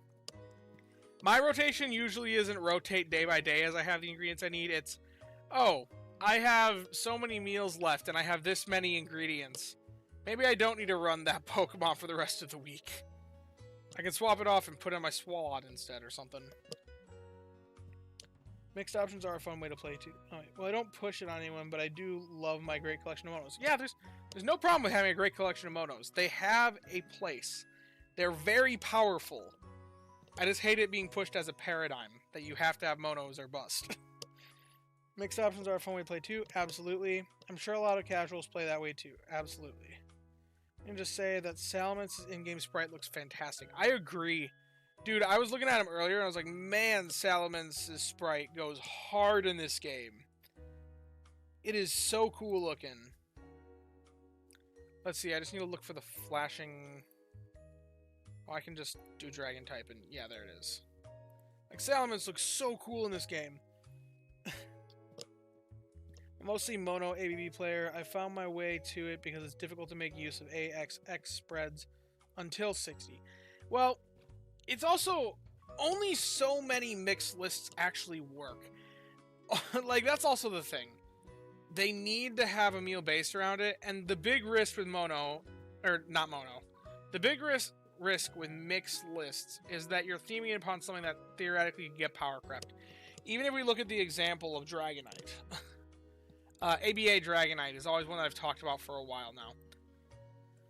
ABA Dragonite is probably a paradigm for, like, perfect for Corn Kimakuri here. And it kind of fell off because there were stronger meals and people were making the stronger meals. So then the question would be, was that Dragonite worth the investment? Well, I'd say still, yeah, because it's still meeting the best potential meta call for herbs. They just raised the meta call, and even my mid one can still be reaching that productivity amount. So, with the 30 per meal, I'm not really concerned about being power crept. And if it does get power crept, it's still contributing a decent amount of herbs to it. It only takes a little bit of supplementation. But then also producing the corn on the side. Now it's going to have that and that. And look, it carried me all the way... theoretically, if I'd actually gotten it to level 60, it would have carried me all the way from Corn Kimakuri to whatever this new salad is. And now it's going to be good on 2 different meal types. And especially if I pair this with an ABA Charizard, which I have one that I'm thinking about investing. Otherwise, I have an AAB one that I might use.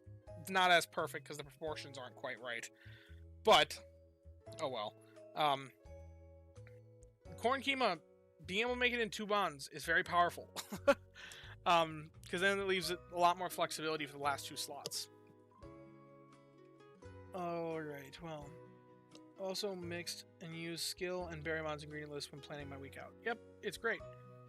Yep, they can also get outdated. Absolutely. However, even something outdated, power creep doesn't exist in this game how it does in other games. Because you're not competing with the options that power creep the previous ones. You're just now looking for the new strongest option. But you still have the previous thing that's still strong. Like, it's not subsequently getting weaker because of a new, stronger thing's presence.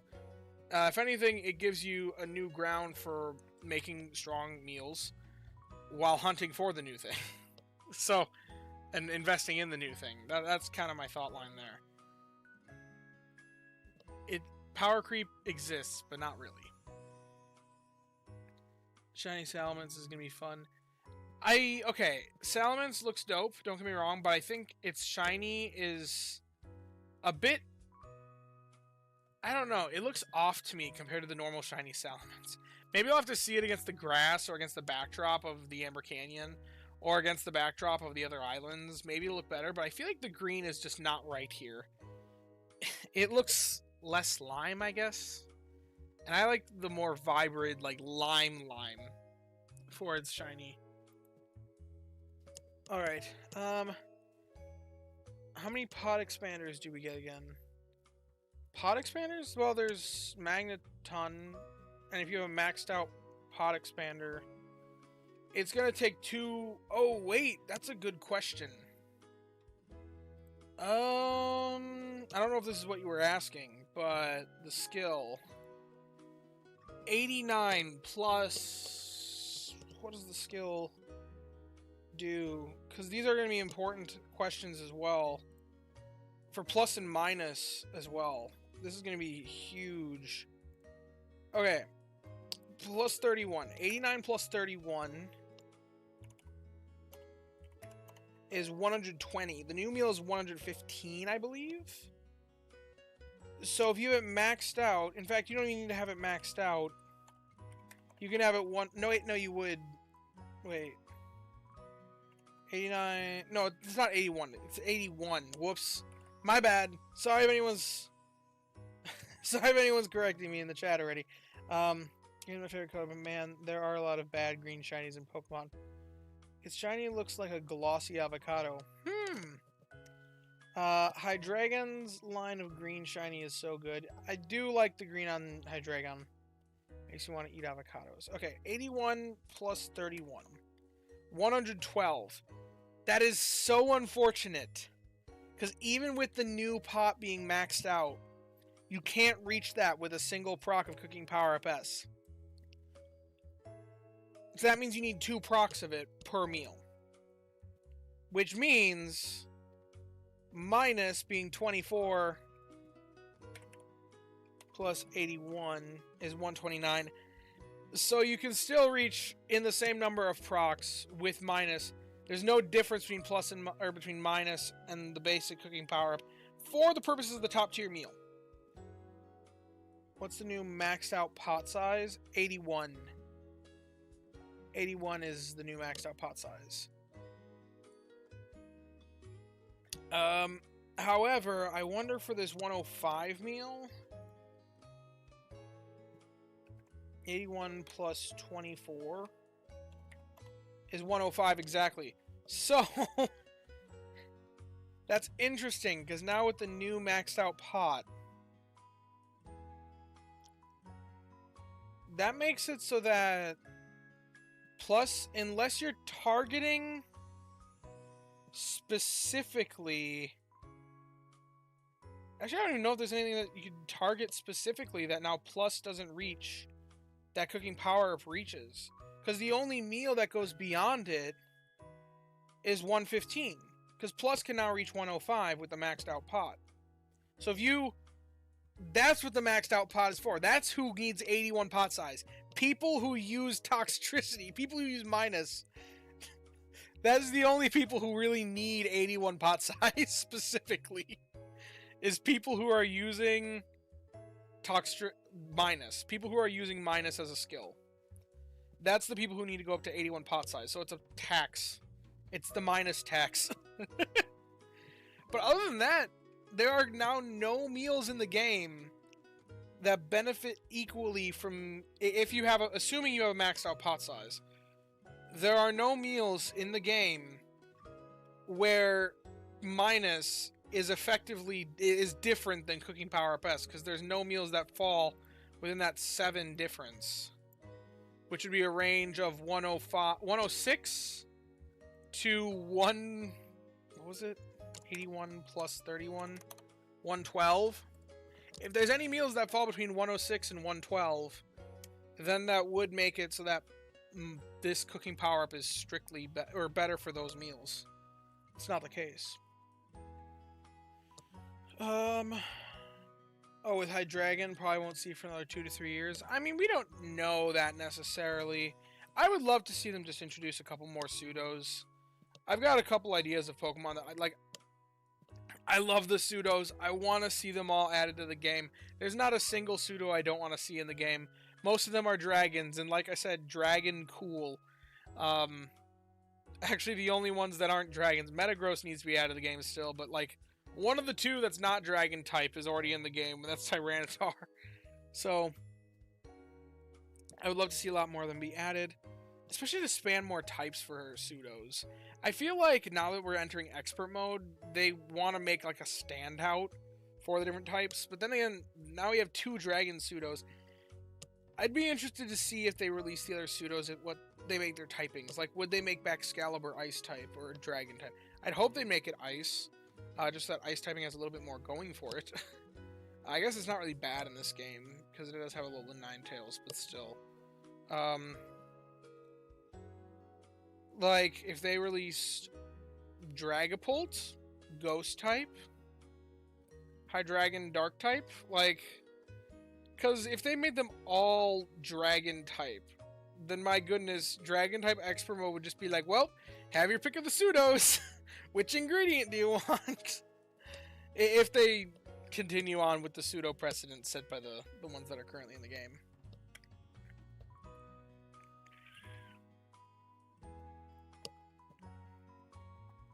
Goomy. Goodra. Goodra's probably the one that I am the least like, yeah, Goodra! Like, it's cool, but it's the one that I feel the least, like, excited for. But it's still a pseudo, and that's still cool.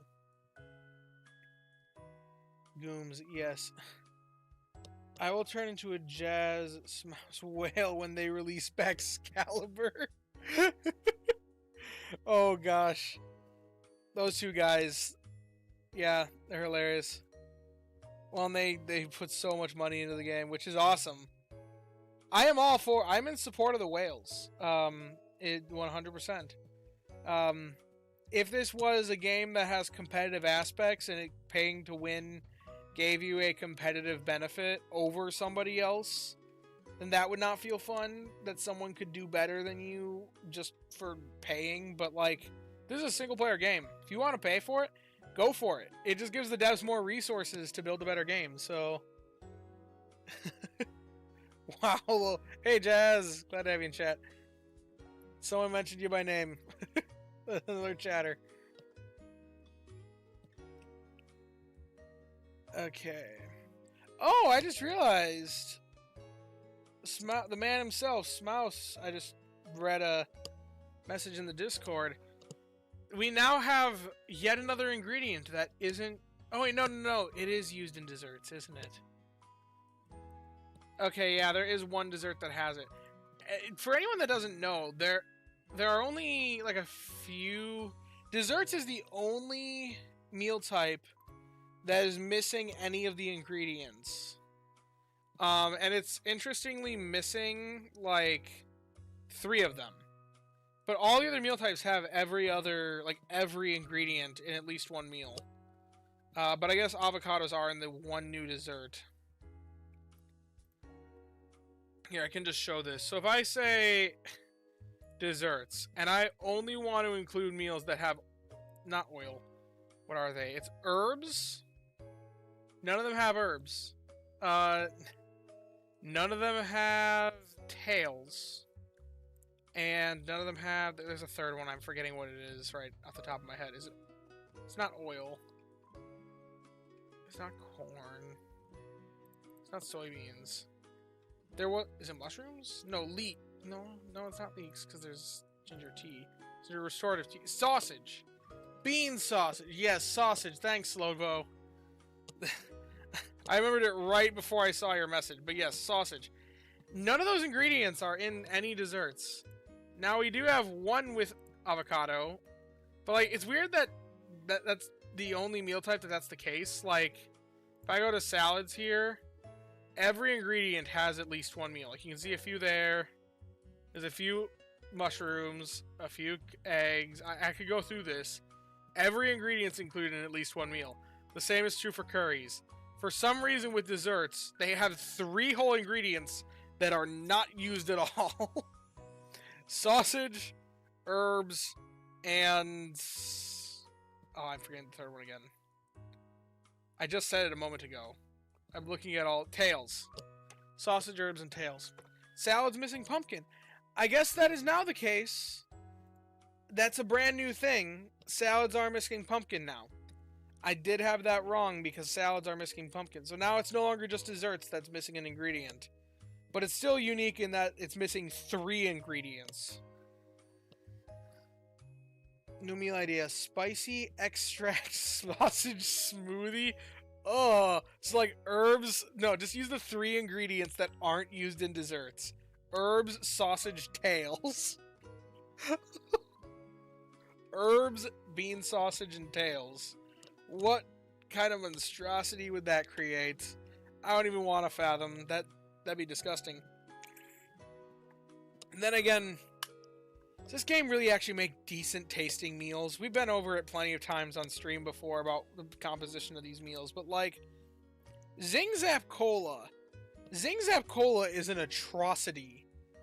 Like, if you were to think about how that would taste, if it was a real thing, who would put leeks, ginger, apples, and coffee into a soda? Oh, I don't even want to think about that.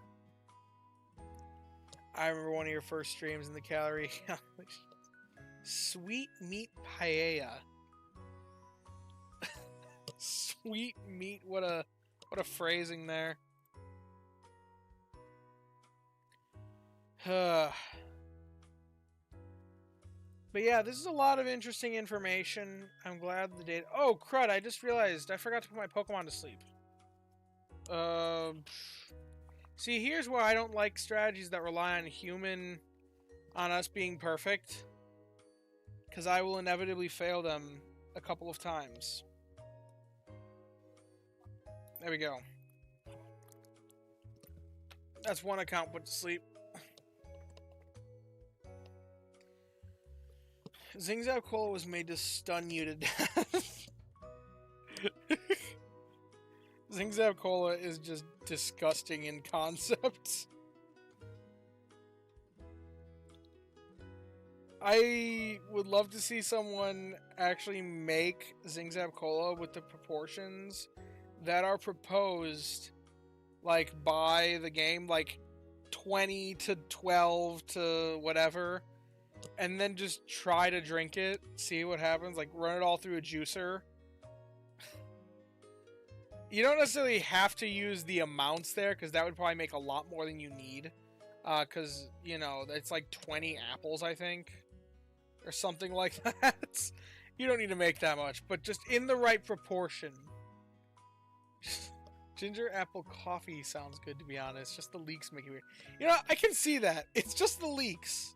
It really is just the leeks.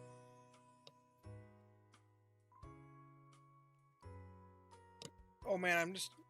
Okay, Goodra, Garchomp Ground, Hydreigon, Dark, Goodra, Poison? I think they could at least stick with Dragon for Goodra, since it is sticking to its monotyping. They could make Hisui and Goodra make it Steel.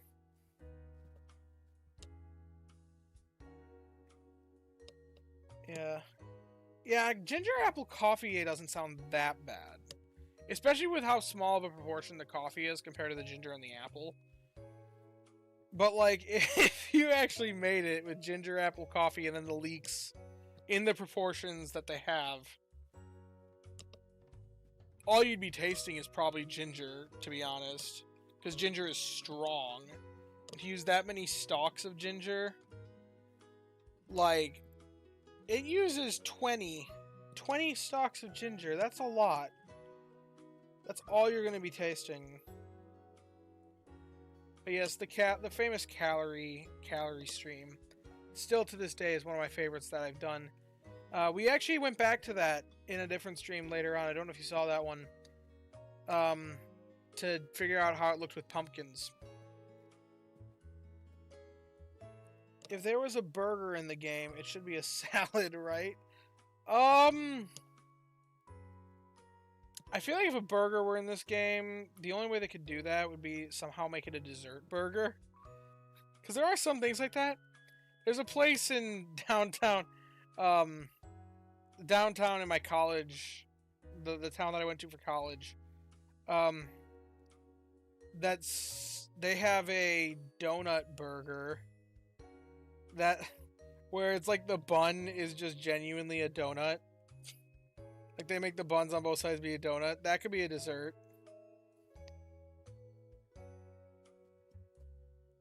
New meal category. I don't think they'll ever add a new meal category. Could they? Absolutely.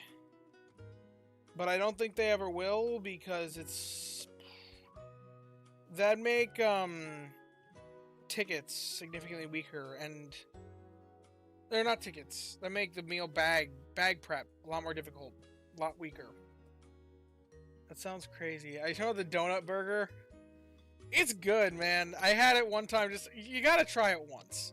Like that's the thing. I wouldn't ever eat it more than once. I would never go and order it again. But my brother and I ordered it one time and split it just to see how it tasted. And I'll tell you, it was better. It was actually pretty good. But at the same time, my goodness, it definitely was not healthy. Way too much randomness.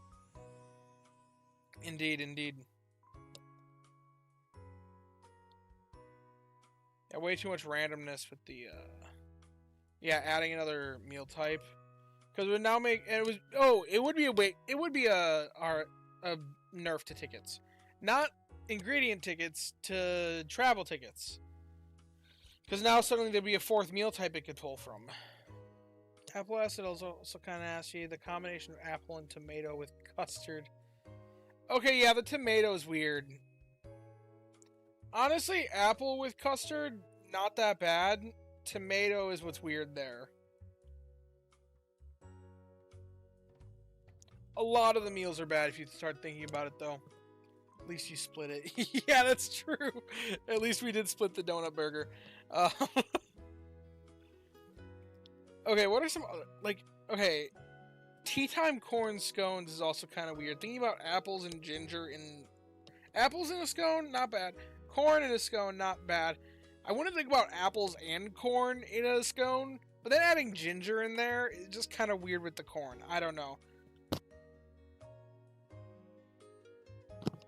Sorry about that. I had to cough.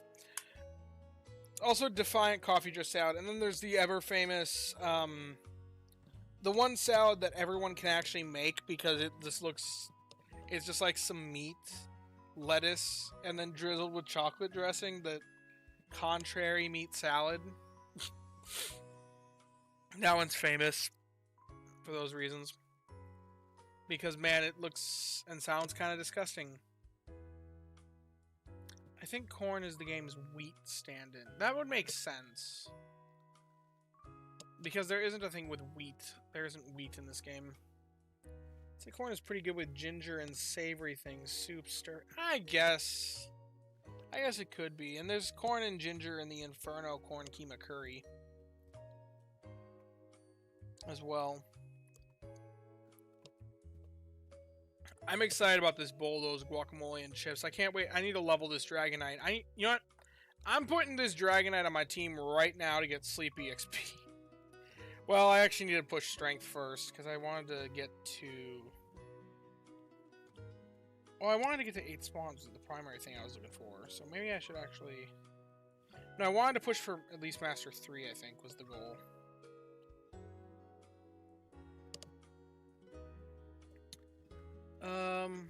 Well, being actually fair to the game, these meals are supposed to be for Pokemon, not humans. That's true. It's not supposed to be for humans. Sweet stuff maybe less, but it could be a sweet and slightly spicy. Potentially.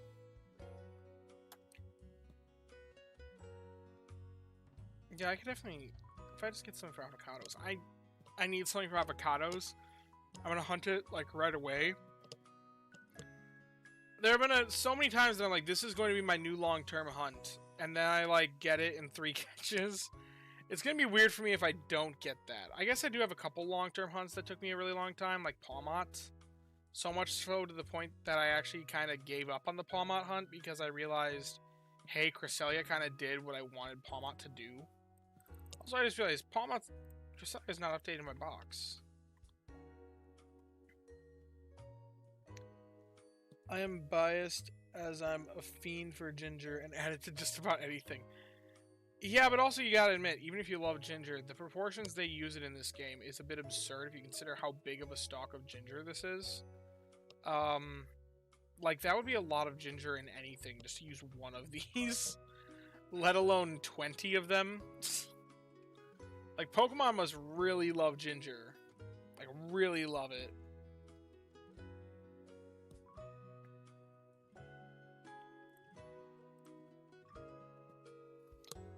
Okay, are there any other updates from them? I think that is it. I think we really discussed all the things in general.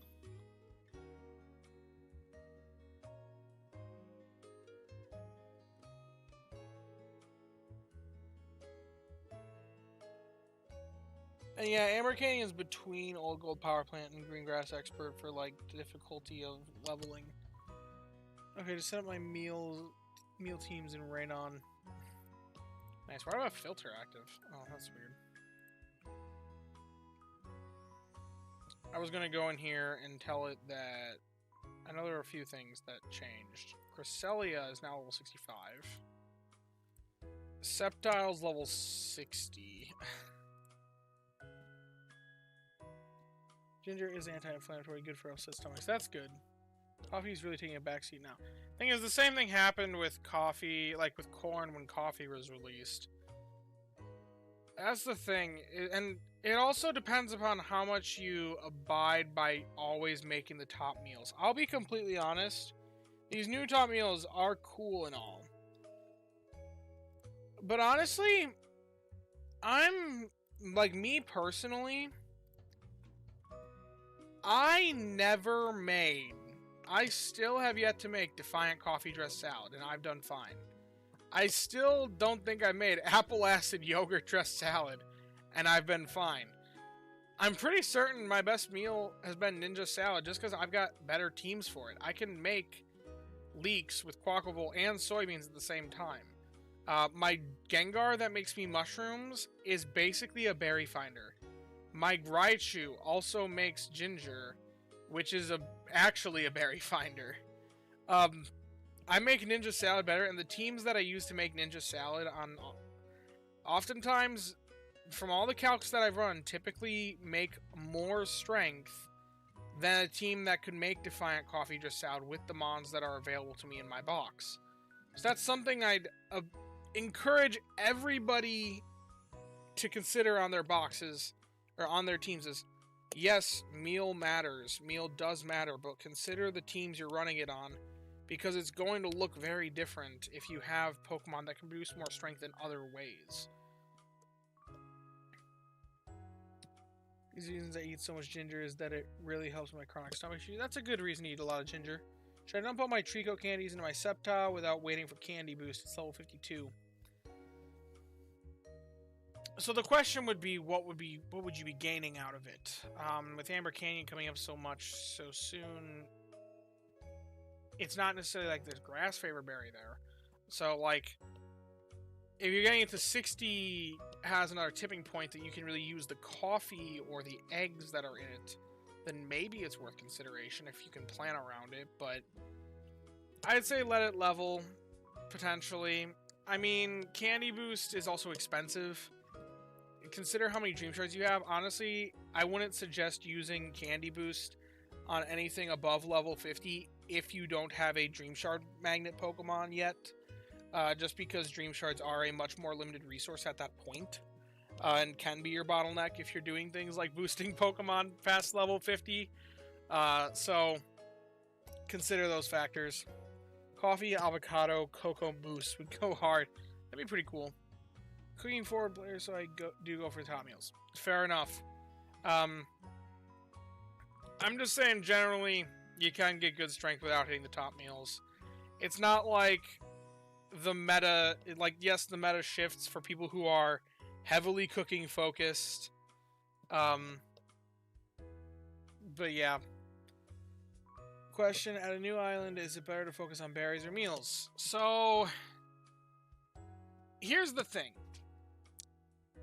Meals are going to be... It depends on how invested your berry mons are.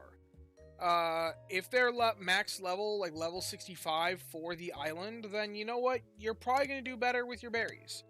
However, the problem with the new island is if you haven't been using those berry specialists because you haven't been at the new island, you haven't been investing them per se, then you probably don't have them at a high enough level that they can compete with the meal strength. So at that point, meals are always going to be consistent across every island. For most players, focusing meal is going to be better. However, if you're someone who has an amazing Arbok, someone who has an amazing Altaria, or has an S tier Butterfree, then, and you have it invested, that's the other key part of that. If you have it invested to level 60 or beyond, then that's probably more important to run. But it depends on what you have.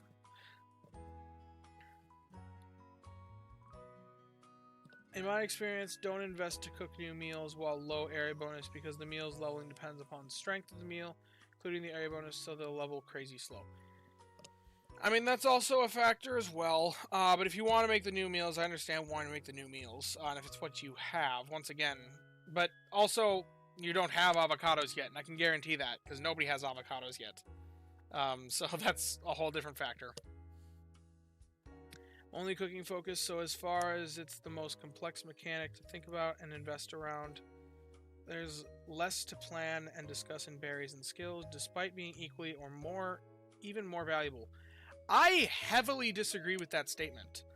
There is so much more to focus on and build around when you focus on your skills and berry specialists, because the only way they can compete and make that much strength is if you are still making some sort of powerful meal. It's a trade-off. How many berry specialists can you fit on while still making a decent meal? And this is what I always say when people say, I'm a cooking-focused player. Everyone who's playing optimally focuses on cooking, because there's a lot of strength there that you're losing out on if you don't focus on if you don't focus on it at all. If you make your goal, just make the strongest meal, that's not as much team building as being like, oh, if I can fit a berry specialist here, I'm making less of this ingredient. Can I work in less ingredient specialists to then still make a decent meal and actually net more gains? That's a lot more of an intense team building strategy and a lot more of an intense thought line to go down. And it's where I've built some of my strongest teams. That the team that carried me to Old Gold Power Plant as early as, or carried me to Master 20 on Old Gold Power Plant as early as February for the Valentine's Day event. That team was making Zing Zap Spice Cola, which was not the best meal at the time. Actually, it kind of was. Clodsire Eclairs were better, but they had like literally just released, so nobody had it max level yet. So I guess that is a bit of a moot point, but still, I still can hit Master 20 at Old Gold Power Plant with that team, and that's like my strongest team there. So to say that berry specialists and skill specialists are boring, that's also one of my pet peeves in the community, because it's like, there's a lot more there if you actually are willing to try and utilize and work in their ingredients into a meal. And you can make a lot more creative and interesting teams by not just focusing the strongest meal. Some of these second highest and third strongest meals still provide a lot of strength if you can work around them and have the right teams for them with mixed lists and with berry specialists contributing to the productivity. But that's a whole different tangent. You got me off on a tangent. I just had to chime in because I heavily disagree with that statement. I so much heavily disagree with that. It's the most complex mechanic, but that doesn't mean berry specialists and skill specialists are excluded from contributing to cooking. But anyway. Speak for myself, I have a bunch in my fridge. I don't know what that's in reference to at this point. Sorry, Jazz. Okay. I'll keep that in mind. It feels that way for me too, that's why I asked. That's what I meant, lol. I mentally focus on cooking much more than the others. A lot of it is optimizing team slots to fill in berry skill specialists. Yeah. But also, I think a further extension of that is to not just set your meal to the strongest meal every time. Because if you can start considering, hey, like me, Apple Acid excited me quite a bit when it was released because I saw apples, I saw milk, and I saw eggs. One of my theoretical teams that I've considered for a while now, however, it's probably gonna be trashed because for me, genuinely, I also do have something for Bulldoze, Guacamole, and Chips. But Apple Acid was exciting to me because even though it was weaker than Defiant, I have solid mons for this. And I have really synergistic mons for this. My Espeon has Mono Milk. One of my Raichus, my best Raichu, has Mono Apple List. My Cresselia is a weaker healer, but I have a good Chansey that makes eggs. So, like, if I contribute those 4 team slots, that's a skill specialist that synergizes with my healer, an ingredient specialist, so only one ingredient specialist, but an ingredient specialist that's contributing through supplementing where my healer has a weakness because it's not a traditional healer, a straight up berry specialist, and then I have a 4th slot for, theoretically, the tomatoes or something. And then they're probably not going to produce enough ingredients, but that's where supplementation comes in. Oh, avocados. Okay, now it makes sense, Jazz. Gotcha. So yeah, I think that's where the creative team building is how do you minimize usage of ingredient specialists? Ingredient specialists shouldn't be the go-to. They should be, at least with my mindset for team building, ingredient specialists are a fill in the gaps. What is my team not producing on its own? Or is there a way that I can produce multiple ingredients, multiple different things with one Pokemon? Because look at this! Look at this comparison here. This Dragonite producing all the herbs for this meal, and most of the corn, is producing 253,000 strength worth. That is more than what this Arbok is contributing. Let's see, if I get to level 75, this Arbok still doesn't produce that much. And 75 is not even in the game yet. This Dragonite's still contributing more strength than this Arbok is. Which is insane to really think about, that contribution amount. But realistically, it's only me like level 60 maybe. Around that time. Maybe level 65. I don't even know what level I can get it to right now. I'm grinding 3 ingredient meals right now that all use corn. So I can keep Dragonair on all the time and rotate the remaining 2. Yep, I mean, fair idea. We're rotating with berry specialists. Berries. Berrymons are... I like balanced teams. I like the balanced approach to the game. I haven't been the most...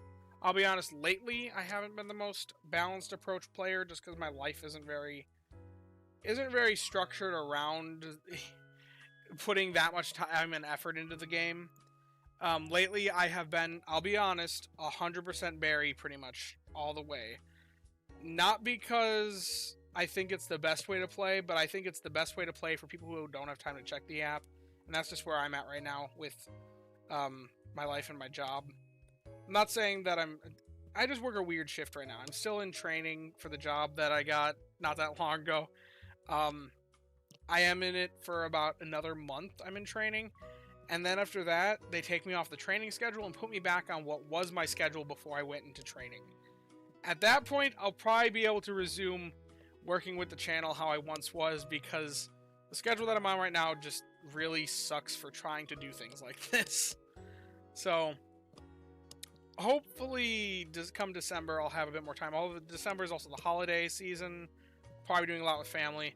It's probably not until January that you start seeing the content on the channel go back to what it once was. But anyway. Speaking of, I need to hit the sack. Sleep well, Slovo. Sleep well. Okay, I was gonna check how many levels can I put on my Arbok. Oh, it's level 57. That's something else that I haven't updated yet. I can get it to level 58. Yay! Okay, so first week. I should actually consider, like, first week. What is it gonna look like? This is... Hey, that's not the team. What, wait, did I actually... Oh, wait, this is the team. A couple things that need to change here. Cresselia is level 65. And Arbok is level 57. Probably will be 58 by then. Exciting to be part of a new island release for the first time while in the end game. Yeah, I mean, new island release is exciting. Me being a day one player, every time that I've hit that point, it's like, well, I have both the new Dex goals. Also, what is the new Dex goal? Because the new top Dex goal. I'm sure I already have it. But they released them 2 at a time, and I know that was something that got data mined. New progress. Let's see. The new top Dex goal is 510. For maxing that out to 81. And getting a free 200 diamonds and 3 helper whistles and some handy candies. Wow, they really made the... Okay, these rewards are kind of lame. Not gonna lie. For both... I mean, okay, never mind. It's 200 diamonds per. That's not terrible, actually. Come to think of it. But, like... Honestly...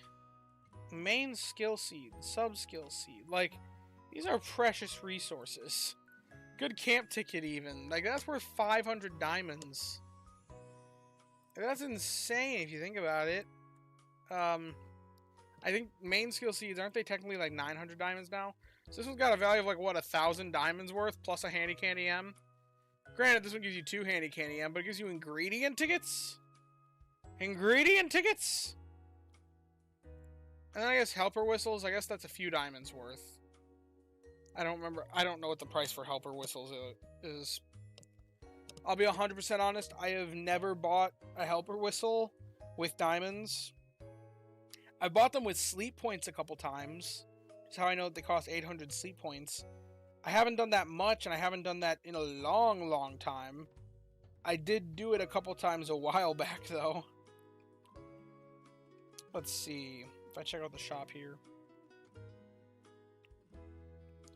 It is 200 for a helper whistle. Okay, so I guess that's 600. This is worth 800 plus 2 handy candy M's. Versus the main skill seed costs 900 on its own. So this one's worth 1,000 plus 1 handy candy M. I guess that's... Yeah. I still think that this is lame. Oof on the rewards. I was kind of expecting a mint based on the progression from sub-skill, main skill seeds, and previous rewards. A mint would be a good option. I don't want to see mints become too common of a thing, but a one-time reward from a map unlock, yeah, that's totally a place where a mint could go. Especially if they put it like at this one instead of the helper whistles. Currently have 740 sleep styles. I think I'll be good. Yeah, I don't know how many I have. I know I'm well beyond 510 though. Just funny because last time it was like I was close to. I have 688. I don't quite have 740. I have 688. Yeah, I'm still 178 above. How much did they increase by? Let's see. So before it was going up from 290 to 340, so that went up by 50, up by 50, up by 60, up by 60. M20 reward, it's a main skill seed. We already saw that. That is, let's see, new achievements. It's right here. Main skill seed. Similar, same as with Old Gold and Lapis. Actually, I think they have the same exact rewards all the way through. I think... Wait, do they? Master 50... Wait. Ultra 1, Ultra 4, Master 1, 5, 10, 15, 20. Yeah. Is it silly for me to stay on expert mode for a few more weeks to hit rank 65? Should I just go to Amber Canyon and build that rank? I'll be 50% extra bonus after this week. So, I would say it depends on how much the new mons interest you. Given that they have a new ingredient, I would say it's probably best to go to Amber Canyon because the new ingredient is big. I guess if you don't have the best teams for avocados to really make good use of avocados, then I guess you don't necessarily need to go there. But if you ignore, or remember, the spawns are boosted right now. Given that they're boosted, this is going to be your best time to hunt all the new Pokemon there. Otherwise, it's going to be a lot more difficult hunting that after the event is closed. Because the other time that you're going to get the option to hunt a boosted spawn is going to be during the New Year's event if they run it the same way they did last year. Which, I don't know, what's all the spawn pool there? Are there any other new Pokemon that are spawning there that'll be boosted at the same time? Because the way they broke up New Year's last year was, if it was released in the second half of the year, it was in the second week of the event. So, it does give you an extra opportunity for boosted spawns there during New Year's, if they do that again. And I don't know what was released in the first half versus the second half of the year. Paldean Pokemon, or not the Paldean, these guys would be the Hoenn starters. So, you'd have to deal with them also potentially taking up the spawn pool. Also, okay, this is very random, but there's no Trico. Ben Brown, if you're listening to this, I remember we had a while back, we had a discussion on a past stream. About a mini argument about would Trico be there, and you said he absolutely would be, and I don't see it in the spawn pool here. So, that's me rubbing that in. Anyway, curious how much we'll see of the new mons at Greengrass Expert. If they're highly available, could steal Amber Canyon and Sunshine. Well, the new mons aren't going to be at Greengrass Expert. That's already been confirmed. So, yeah. It's still only a slightly greater appearance rate. Is it? I thought it was a greater appearance rate.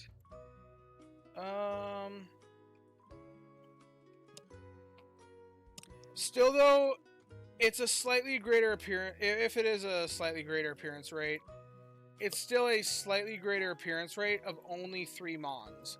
The big problem with slightly greater appearance rates in the past is that when there are so many new mons, or so many mons being boosted all at once with only a slightly greater appearance rate, it's never going to feel like, it's never going to feel like any of them in particular is boosted, because there's so much being boosted that, like, if everything's boosted, then nothing's boosted. But in this case, it's only 3 Pokemon that are boosted, so even a slightly greater appearance rate is going to make a difference, a visible difference. Oh, wow. It's not that surprising that they're not at Greengrass Expert. They've kept, for the most part, most island exclusives are still island exclusive with Greengrass Expert being released. The exceptions are Ralts and Aaron.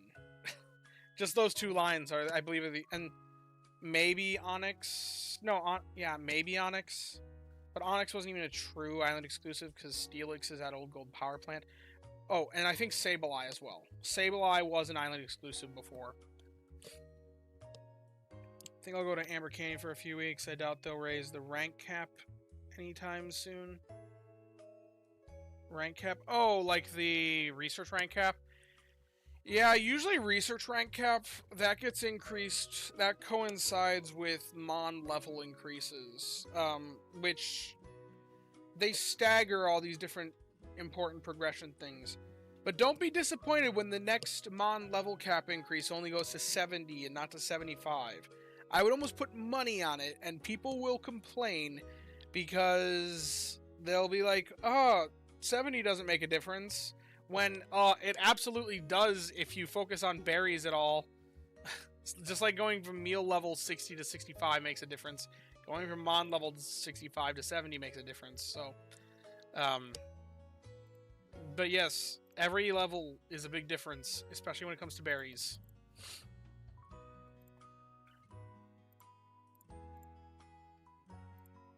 Let's see. 65. Going up to 70. I should know what these percentages are, but 96k to 110k. That's 14,000 a day with 1 Mon. across 7 days of the week. That's an extra 98,000. But anyway, Xatu being in Amber Canyon is such a callback to Pokemon Mystery Dungeon. Interesting. I don't know the main games, or the spin-off. I just know Sleep. I've played also through half of Heart Gold and ZA.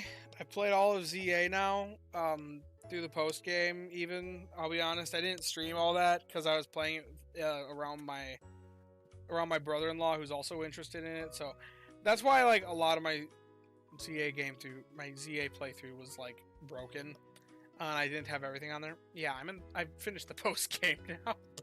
But anyway, I'm pretty excited for this. I would absolutely love to stick around and keep chatting it up, but here's the thing. The stream's been great, but normally I do my recording for the news before I stream. This time around I didn't do that because they were releasing as it was released. I'm starting to feel myself get tired, and I still want to record a news video for tonight to be released later on. So I'm going to be cutting off the stream here. If you guys have enjoyed, be sure to leave a like and subscribe. Thank you all for tuning in. Thank you for tuning in to the live stream. I hope you all have a wonderful night.